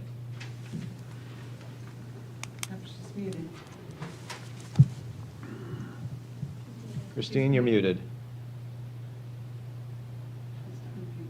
All There you right, go. so first I want to be very respectful of all the work that Fernando's put into this. I also want to suggest that the board, in some of its free time, watch the second and third nights of the meetings in Marshfield and see what's happened. They have a group over there that people call the Chaos Caucus, who take over the meetings in the second and third day, and you've just got to see it to believe it. And all the things they pass, it's just, it's kind of a disaster. And over there, they're trying to move to a system like, or at least some of the board members want to move to a system like we have. So I just want to have you guys look and make your own decision. That's it. Thank you. All right, I don't see any other comments. For myself, I'm comfortable putting it to town meeting and letting town meeting to decide, rather than us Yep. doing it here. But I understand, Mike, you have a position on that. And Cindy, I think, well, we're going to vote, right? So do Yeah. we have a motion? On A first, please. Wait, I didn't, You don't need it. there's no motion in here. Right, so what you'll do is move to decide whether or not you want to remove the goal number 9. That's the first motion. Because that's the first question. Okay. Do you want to Which keep? is, which we want to keep it, right? Keep the goal, and then the next vote would be what we're going to put to town meeting. Okay, I move to move the date of our annual town meeting from March to May, commencing with the 2027 annual town meeting. Nope. As a select board goal. That's a select board. Oh, is a select board goal? As a Okay. select board, Okay, Okay, so you do want to keep it. yeah. all right. Well, Now you're it's- going to vote that. You have to say a positive vote, right? So Yes. then basically, if you vote yes, then you do that. If you vote no, nay, that's it. So the motion is to keep select board goal number 9. Correct. Okay. Do we have a second? Second. All right, motion and second. Any discussion on the motion? Hearing none, I will ask for the roll. Fernando? Fernando, aye. Brian, aye. Michael, nay. And Cindy, aye. All right, motion carries 3-1. Thank you. Next motion. Okay, basically, you're going to have a conversation to confirm that that provider's available for Monday, right? Yep. Tomorrow. Well, we're going to try and call him, We're right? going to try and call him tomorrow to Yeah. to figure out if he's available. Figure to that if accommodate he's that. available, or, okay. So, by the sounds of it, it's a second week, it's a second Monday. I wrote down second Monday in May. Yeah, And then I wrote down election third Saturday in May. yeah, Is that right? yeah. Okay. Okay, so I move to put together an article, right, recommending moving the date of the annual town meeting from March to the second Monday in May, and the annual town election the third Saturday in May. Thank you. All right, is there a second? Second. We have motion and second. Any discussion on the motion? I do have a question. Sorry. Go right ahead. If they are not available on Monday, if the vendor is not available Monday, There's only three, just a clarification, there's only 3 vendors that do this work. That's it. correct. Really? That the town clerks are using. We did a survey for people who use electronic voting, and Okay. there's 3 Only vendors. 3. I'm not comfortable voting the night of the week at this point because we don't know the answer of what's available. Yeah, the thing is, yeah, I mean, if you can get a hold of the person and find out if this current provider that we've worked with 10 years and does a fantastic job, if they have the ability to staff up and include us, Duxbury, in the second Monday in May, that'd be fantastic if they said yes. But if they say no, then it's Tuesday then, right? So we can vote either Monday or Tuesday, depending on the outcome. Well, I mean, why don't we, I was just thinking of the time frame. Yeah. yeah, time frame. I mean, you still have time to figure it out before you get the article, right? Yeah, I'll just make a note of it. We are going to vote Draft. on the article when it's finished. Yeah. Okay. Right. So I was trying to have that's as when much we'll of, have- I was trying to have as much of it done by tomorrow as I could. Well, you will, because I won't have that part, though. So you've that's got okay. the second, you've got the third Saturday in May for the annual town meeting, so you have that. Yep. And then hopefully by tomorrow, you'll have a chance to talk with this provider, and you find out. Right, no, whether no, I it's understand gonna- that. Yeah, I know, but why, So I'll I'm bring trying this to back to understand you. why you need a vote right now. Because when I put the warrant out there, the Finance Committee is going to begin voting article positions tomorrow. Can you vote it picking a that- day agreeable to the select board? Yeah, It's not a Instead of- finance, is it it's a not a finance finance question? committee. They were making votes and recommendations Yeah, on every, that's fine. excuse me, That's on every fine. article. At the end of the day, we decide, this select board decides whether we recommend this article. Clearly. I understand that the finance committee has their role, and that's great, and that's Yeah. perfect. But why should this decision tonight be driven by their agenda, by It's their not. timeline? It's not. I just wanted to have as much done as I could. Okay, no, We okay, we fair can enough. revisit if need be. Yeah, let's do that. Right. So the motion is for the Monday, Yep. right? We have a motion and second. And then any further discussion on this? I'm looking around. I see don't, I it. don't, Go ahead, Cindy. yes, I don't know why we just can't put this off for another week until we find out whether or It not would they're be 2 available. weeks. It'd be 2 weeks. Because next week's holiday, right? I said, I mean, we. you had the right idea, Second week Brian. in May with You had that, the right with idea. leaving the date to be, the night of the week to be determined, but we don't know what it is now. I'm Go not, from, I go would from don't Monday know. if that's what you want, and then if I need to change it, I'll let you know. Yeah. What, Brian's right. did you hear what Rainey just said, Cindy? No, I did not, no. If you choose to, if you vote to do it for the second Monday in May, and the vendor can't do it, I'll let you know, and then we can simply change your vote. You can reopen the warrant and Yeah. revote it, not a We problem. can reopen the warrant, Cindy, and revote it. Yeah, we can edit it. I'd rather have it finished, as close to finished as possible, and if we need to change it, we'll change it. Okay. It gives more people time to think about it, because then it's no longer floating in the air. We can open the warrant when we want, right? Reopen it. Okay. All right, I will call for the vote. Roll call, Fernando. Fernando, aye. Brian, aye. Michael, nay. Cindy, aye. Okay, motion carries 3-1. Thank you. I think that covers. Did you vote on the election one? Yes, We it did- was we part of did- the motion, Yeah. yeah. It was Yeah, part of the motion. Oh, it was, same one? Yeah. Okay, Yeah. thank you.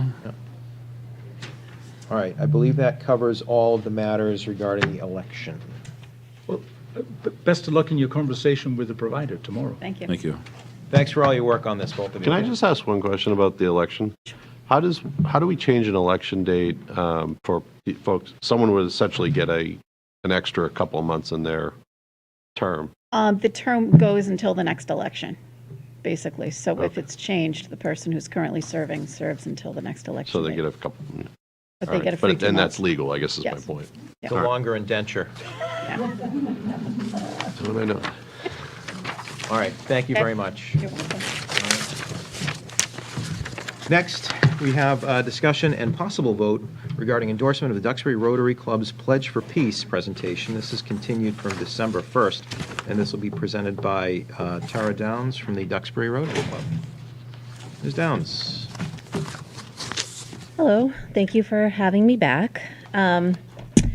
So as you recall, we presented the Peace Pledge back in December, and since then, myself and my Peace Building Committee colleagues, Karen Wong included, have met with many organizations in town to present both our Peace Pledge and also to request support for Duxbury becoming an international city of peace. And since I did that presentation before, I won't go into that again, although I certainly will answer any questions that you have. What I want to highlight is that in this time where frequently division seems to be the norm, our meetings with many organizations in town have been met with unequivocal support. And I have been, and I know you have the letters, so incredibly impressed with each organization's ability to identify their specific purpose and mission and connect it to peace. And I think it speaks volumes about our community that these different organizations want this and support this, and it's just been a really great journey for us, quite frankly. So we hope that the Select Board will also support the application for being an International City of Peace, and I welcome any questions that you have about that. Any questions from the board? So, Yeah. Can I ask a no, question? go ahead, Cindy. Go ahead. No, please, Cindy. What I'd like is maybe if Tara, if you could outline a little bit what the benefits would be. I know there's no cost to us, but what would the benefits to the town of Duxbury be to officially become a city of peace? Sure. I think it's a strong statement about the type of community that we want to be and that we want to strive to be. It also connects us to over 450 other cities of peace and resources to have different events, educational and otherwise, in town if we want to, that highlight peace building and conflict resolution. So I think the benefits are the statement that it makes, the kind of community that it highlights that we are, which I think is could be very welcoming to people who are deciding whether or not they want to live here and work here. And it connects us to those other cities. Think like Hiroshima, Belfast, international cities, Plymouth, Bridgewater, that are like-minded. And I think that's pretty powerful. Are there programs and that sort of thing that would be available to us if we did this? I believe so, yes. Mhm. And I could highlight too, we had our first peace event back in September on the International Day of Peace, where we installed our first peace pole. We would like to do more of that, and Karen has been in contact with the woodworking department at the high school to potentially engage students there in creating peace poles for us. So we really want this to be something that the community is engaged in.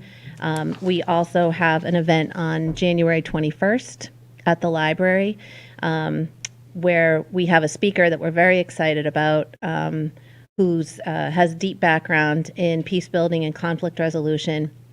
And he will be talking about how communities who undergo trauma make a decision to choose peace as opposed to revenge. His grandfather was in Hiroshima when it was bombed, so he speaks from that perspective. I think it's going to be a terrific program. I hope you can all be there. Fernando. Yeah, so the letter states that as such, we strongly support efforts for Duxbury to be designated an international city of peace. This organization provides, so what exactly does Duxbury need to do? And who designates? Sure. Like, we're doing what? And then who's the arbiter of saying that Duxbury's done enough to become named an international city of peace? Who does that? It is an international organization that has a board of directors, and you can apply for your town to be an international city of peace as an individual or as an organization in town. Rotary, because of everything that Rotary stands for and everything that Rotary does, has its own application. So so that's why we chose to do that. So there is a specific application for Rotary clubs. They want people to become international cities of peace. We have clearly demonstrated through multiple events and through this communal support that we've done what it takes. So they give you a designation that you are now an international city of peace, and you have a spot on their website where if someone searches for Duxbury, we would potentially be, say, the 457th or 458th city of peace, and we would write a summary of what that means to us and all of the supporting organizations. And then going forward, we can also highlight things that different organizations do around peace, so that it's just kind of a place to highlight what we're doing. So make sure I understand. So it's an application, it's a form that you fill out. Correct. Describing what our town has done to become more mindful and following what took place I'm losing track of time now, but I'm getting old, but 3 or 4 years ago, what took place in our town and the actions we've taken to kind of work our way through it and become that welcoming community. So you fill out that form, and basically, by the sounds of it, that's something that's already has been done by the Rotary Club, or? We haven't done it yet. We hope to do it soon. Okay. And so basically, is the Rotary Club will fill out this form? Yes, we will. And then the designation will be, what is the name of this organization? InternationalCitiesOfPeace.org. Hopefully, you should have had the link to the website. Right. I can certainly provide it again if you. Yeah. No, I see it. I see it now. There. Okay. So, and that is this organization. Who actually supports this organization? It obviously has a website, so it must. Is it part of the United Nations or? No. If you drill down, and I can't tell you off the top of my head, but there is a board of directors of very interesting. It's a very diverse group of people who advise in a variety of ways. Okay. Right. Okay. Fernando, I have an answer to that question. So I Thank likewise you. drilled down because I was very curious, because I thought it was the UN or something like that. Yeah. As I understand, International Cities of Peace is a project of a nonprofit out of Dayton, Ohio, called Cities of Peace, Inc., which is run by, it appears to be an individual named Fred Arment.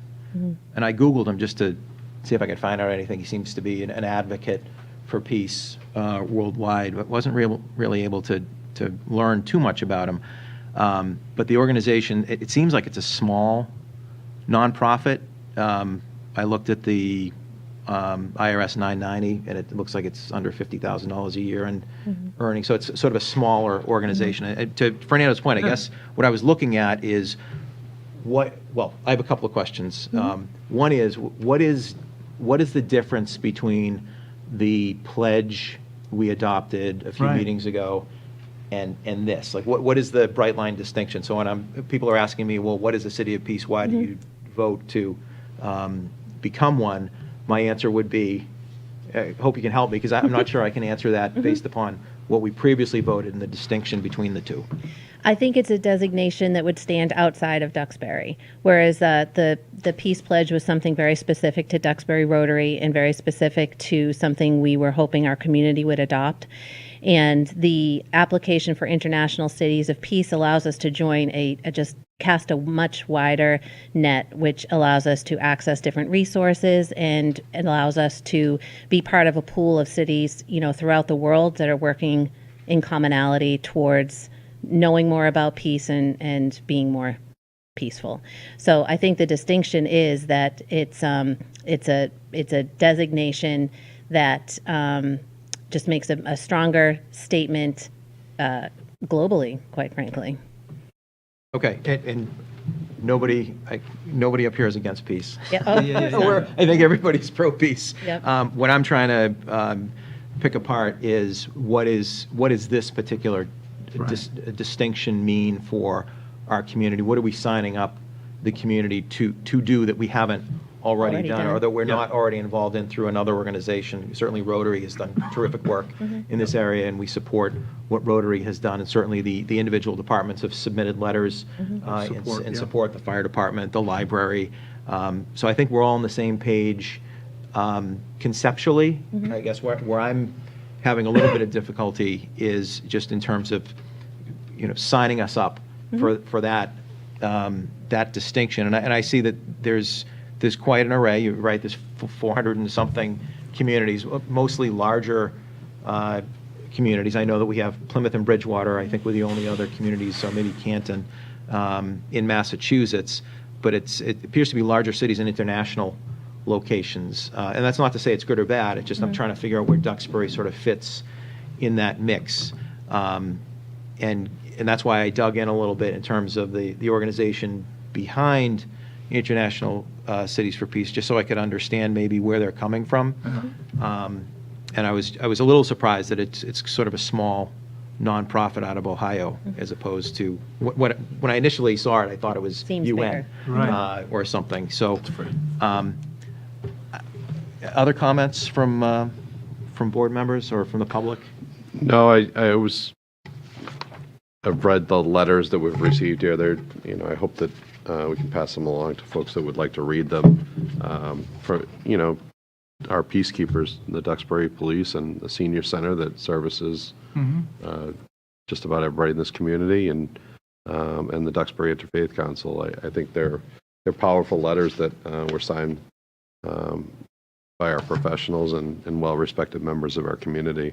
And as Brian said, we're not against peace. I think that's. I'll just leave it at that. I hope that these letters can be circulated. I think they're excellent. Okay. We do have a plan to, pull together the letters in a way that would be made available to the community, because I do feel that the scope of these letters does make Duxbury stand apart. And pursuing this is in no way saying that we've done anything wrong. I actually think it highlights all of the things that we have done and continue to do well. And I think that it is, it's just maybe in some ways it's just nice, and that's okay, to say that we are committed to this process. And when you look over the last few years at some of the like behavior, maybe at town meetings, some of the discourse that has become a bit normalized, being able to come back to this may be a way to say, look, this is not who we are. This is not to say disagreement is wrong, that discourse is wrong. It's how we go about doing it. And when we can engage more people in a more peaceful way, we will have better outcomes and more engagement, and people will be happier with.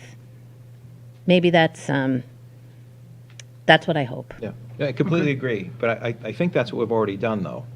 That was my understanding from the vote we took for the principles, which I thought were well done, and no corruption, not minimal Right, corruption, yes, no corruption, absolutely. right? No corruption, That was yeah. the goal. So I'm happy to take a vote. I don't know that I would necessarily support this particular engagement. In other words, formally attaching ourselves to this particular organization, but I certainly wholeheartedly support the principles behind it. I'm not 100% there in terms of this is the right organization to necessarily put our weight behind. I don't have anything against them. They just seem a little small to me, given the enormity of what it's standing for.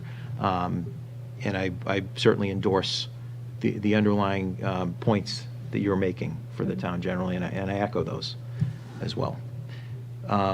Anything further from the, yes, there's a comment from Ms. Hill. Go right ahead.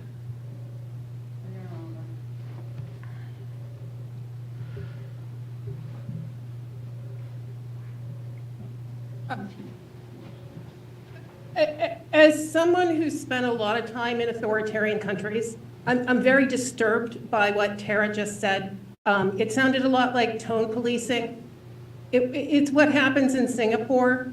They'll say that, then you'll end up, they tone police the way you're supposed to speak, and then if you don't speak in the way that they like, they will throw you in jail.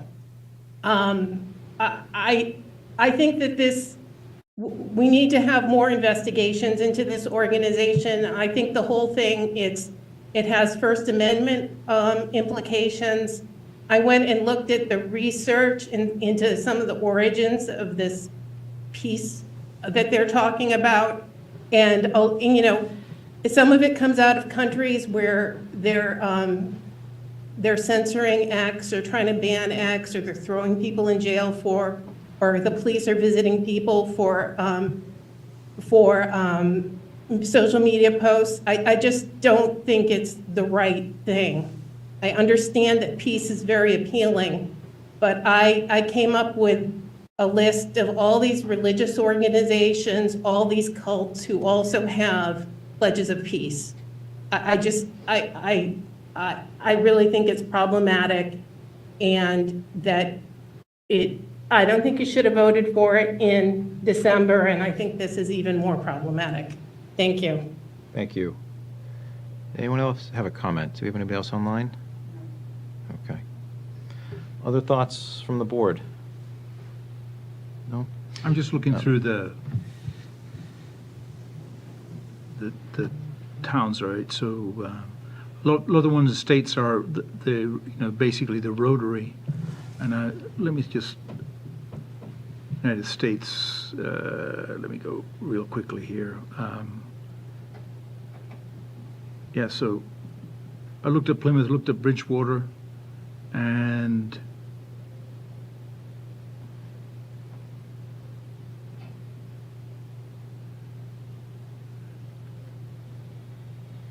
right,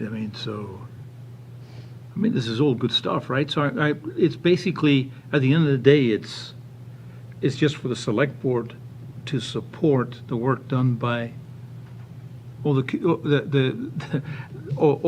senior center, the police in conjunction with Duxbury for All. This is work that's ongoing, and we're just saying, this is good stuff, keep it up. I think that's Well, I think that's what, is that, I mean, if that's what we are saying, I'm just a little bit confused, to be frank and honest, right? Is what does the International City of Peace does? Yeah, still haven't answered that question for me, right? I mean, personally, because when we had the D&I steering committee, right? We had a meeting last year, and at the end of the day, we realized as a steering committee that there's a lot of good things going on in this town to make it safe and welcoming. And the work that Duxbury for All and the Rotary does is just one element. There's our wonderful library, there's the hundreds, the schools, what they're doing. So there's a lot of good work going on in terms of basically listening to people, right? Respecting people. Engaging in good conversation. So I'm still, it's just, I'm not sure what more we need to do, right? Well, I think the request is that the select board vote to apply to become a formal city of peace. Well, I think we are, as Rotary, are going to You're apply gonna do for it that, anyway, right? but we would love to have your support. And I think what it's about is connection and a statement, and it doesn't necessarily it doesn't hold us accountable to any particular set of standards. I mean, we're going to continue to do what we're doing. Right. It's just that.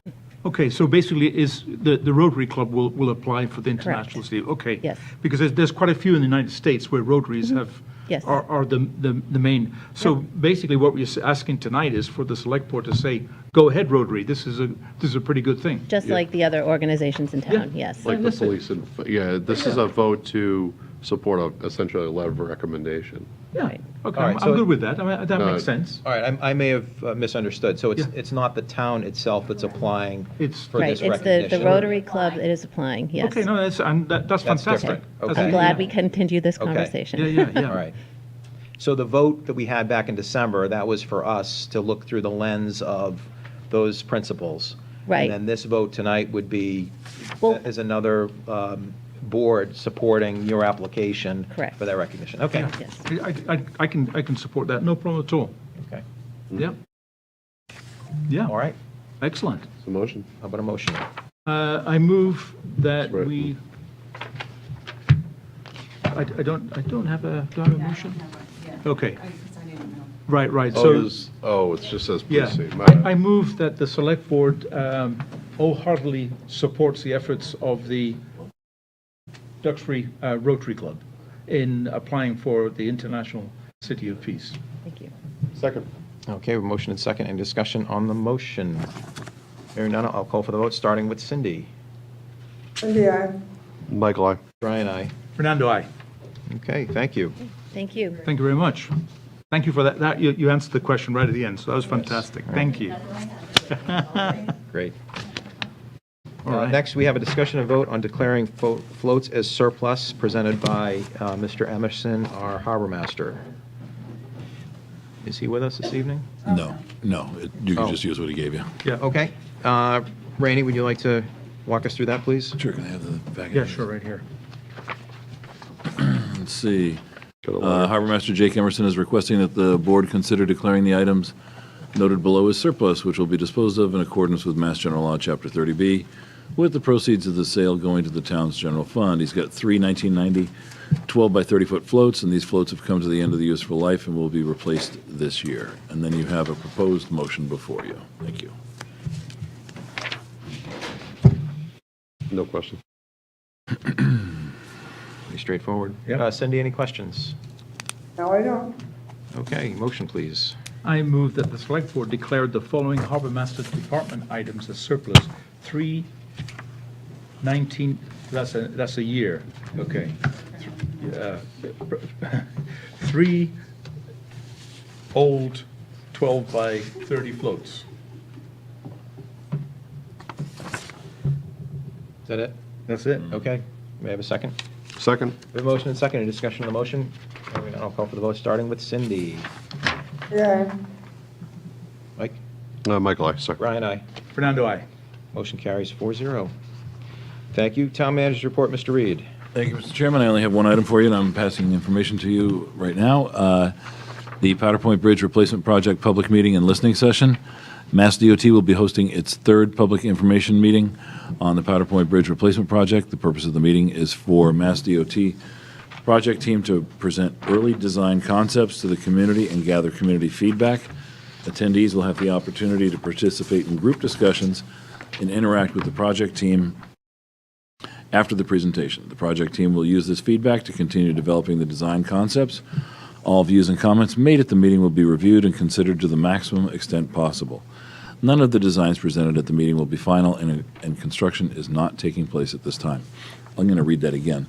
None of the designs presented at the meeting will be final, and construction is not taking place at this time. So these are not going to be final renderings. These are something for us to look at and react to. So none of the designs presented at the meeting will be final. That is correct, Fran. Right, and Thank you construction for is not taking place at this time. Thank you for crystallizing my thoughts once again.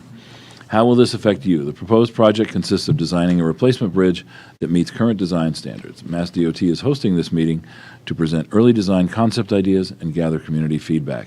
This meeting will be recorded live and shared on the project website. When?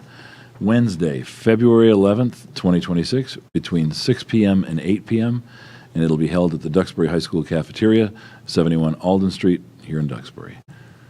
And this information, did we post this today on our website? Oh, I copied you on it. That's okay. We'll do it tomorrow. It'll be on the website tomorrow, and it's already on Facebook, so.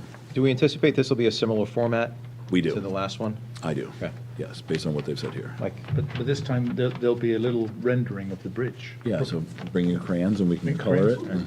and mark I'm it hoping up. that they'd have a scale model or something. They didn't say that they would have a model. Oh, okay. I suspect it'll be, models cost a lot of money. All right, Mike, go ahead. All right. Could you put a placeholder on a select board meeting shortly thereafter so that we can react to this where we're at a posted meeting for the select board? Yeah, absolutely. I don't know what the reaction will be, but, you know, maybe we can discuss that once we've heard. Sure. Maybe we, I don't know. I just want to keep a placeholder open. Yep, I'll put something probably in February. Well, actually, What's the meeting after February 11th? What's that, Monday? you got, I need to keep these meetings sort of open because I need you to vote positions on warrant articles, and that will take some Oh, it's time. President's Day, yeah. Yep. I guess it could be in March. They're not building the thing right away. And actually, yeah, that makes sense. I'll shoot for early March. How's that? Sounds great. All right. Randy, where did you say, you said it'd be recorded, but where is it going to be shown? If people have, like me, have a conflict. It's in the notice, Cindy. In fact, if you visit the website, which is on, they've got the website link there for more information, or to view a recording of the presentation if you're unable to attend. Brady I can thought hold- you had, where it was going to be. Oh, and physically, it's going to be at the high school cafeteria. I thought you had said, when you were reading it, where the recording could be viewed, that's all. Yeah, on the link, on the information that I had emailed you earlier today. You'll It's see it. mass.gov/powder-point-bridge-replacement-project. All right, so it's on the Mass.gov website. Yes. Yes, Yeah. yes. Okay, thank you. Yeah. Very intuitive name. Yeah. Yeah. In fact, they have an email called PowerPoint Bridge Replacement at .state. .ma.us, yeah, DOT, yeah. Send it out first thing in the morning, every 10 minutes. Okay. Thank you. Thank you, Excellent. Nancy. Any questions for the town manager? No. Thank Okay. you. One-day liquor license requests, the first and only is Rotary Club Trivia Night for March 21. I move that Ms. Barbara Mello, as a representative of the Duxbury Rotary Club, is granted a one-day wine and malt license to hold a trivia night on Saturday, March 21st, 2026, from 6:30 p.m. to 9:30 p.m. at the Duxbury Senior Center, 10 Mayflower Street, contingent upon the conditions of the license. You have a second? Second. Motion and second. Any discussion on the motion? Hearing none, I'll call for the vote, starting with Cindy. Cindy, aye. Michael, I. Brian, aye. Fernando, aye. All right, minutes, executive session minutes from November 17th, 2025. I move to approve the 17th of November 2025 Select Board Executive Session minutes regarding potential litigation with the contents remain unavailable until the need for confidentiality has passed. We have a second. Second. Motion and second. Any discussion on the motion or any corrections, changes, modifications? Hearing none. Very nice minutes. Yes. I will call for the vote. Cindy? Yeah, Michael, aye. Brian, aye. Fernando, aye. And we have open session minutes from January 5th, 2026. I move that the Select Board approves January 5th, 2026 Select Board open session minutes as presented. Second. Motion and second. Discussion, corrections, modifications, changes. None. I'll call for vote, starting with Fernando. Okay, it's changing the, Keeping you on your toes. thank you, Fernando, aye. Brian, aye. Michael, aye. Cindy? yeah. All right. Motion carries 4-0. Announcements. Yes. Martin Luther King Jr. holiday. The town hall will be closed on Monday, January 19th, in observance of Martin Luther King Jr. Day. Nomination papers for the annual town election. The following offices will be on the ballot for the March 28, 2026 annual town election. 2 select board members for a term of 3 years. 1 board of assessor member for a term of 3 years. 2 school committee members for a term of 3 years. 1 planning board member for a term of 5 years. 1 planning board member for an unexpired term of 2 years. 2 Board of Library trustee members for the term of 3 years, and 1 Duxbury Housing Authority member for a term of 5 years. Nomination papers are available in the town clerk's office. A candidate must obtain 50 signatures of registered voters to appear on the ballot. The nomination papers are due back to the town clerk by Saturday, February 7th, 2026 at 5 p.m. for signature certification. Election workers. Anyone interested in becoming an election worker should contact the town clerk's office for an application and information packet. State-provided election worker training will take place in late winter, early spring. Training is required prior to commencement of service and every 2 years going forward. The next Select Board meeting is scheduled for Monday, January 26, 2026 at 6:30 p.m. Well done. That's it. Done. May I have another motion? Motion to adjourn this meeting, Second. Motion and second. January 12th. Any discussion on the motion? Cindy, you look like you're going to say something. The aye. Oh, all right. All those in favor? All right, Cindy? Mike? Michael, aye. Brian, aye. Fernando, aye. All right, we're adjourned. Thank you and good evening.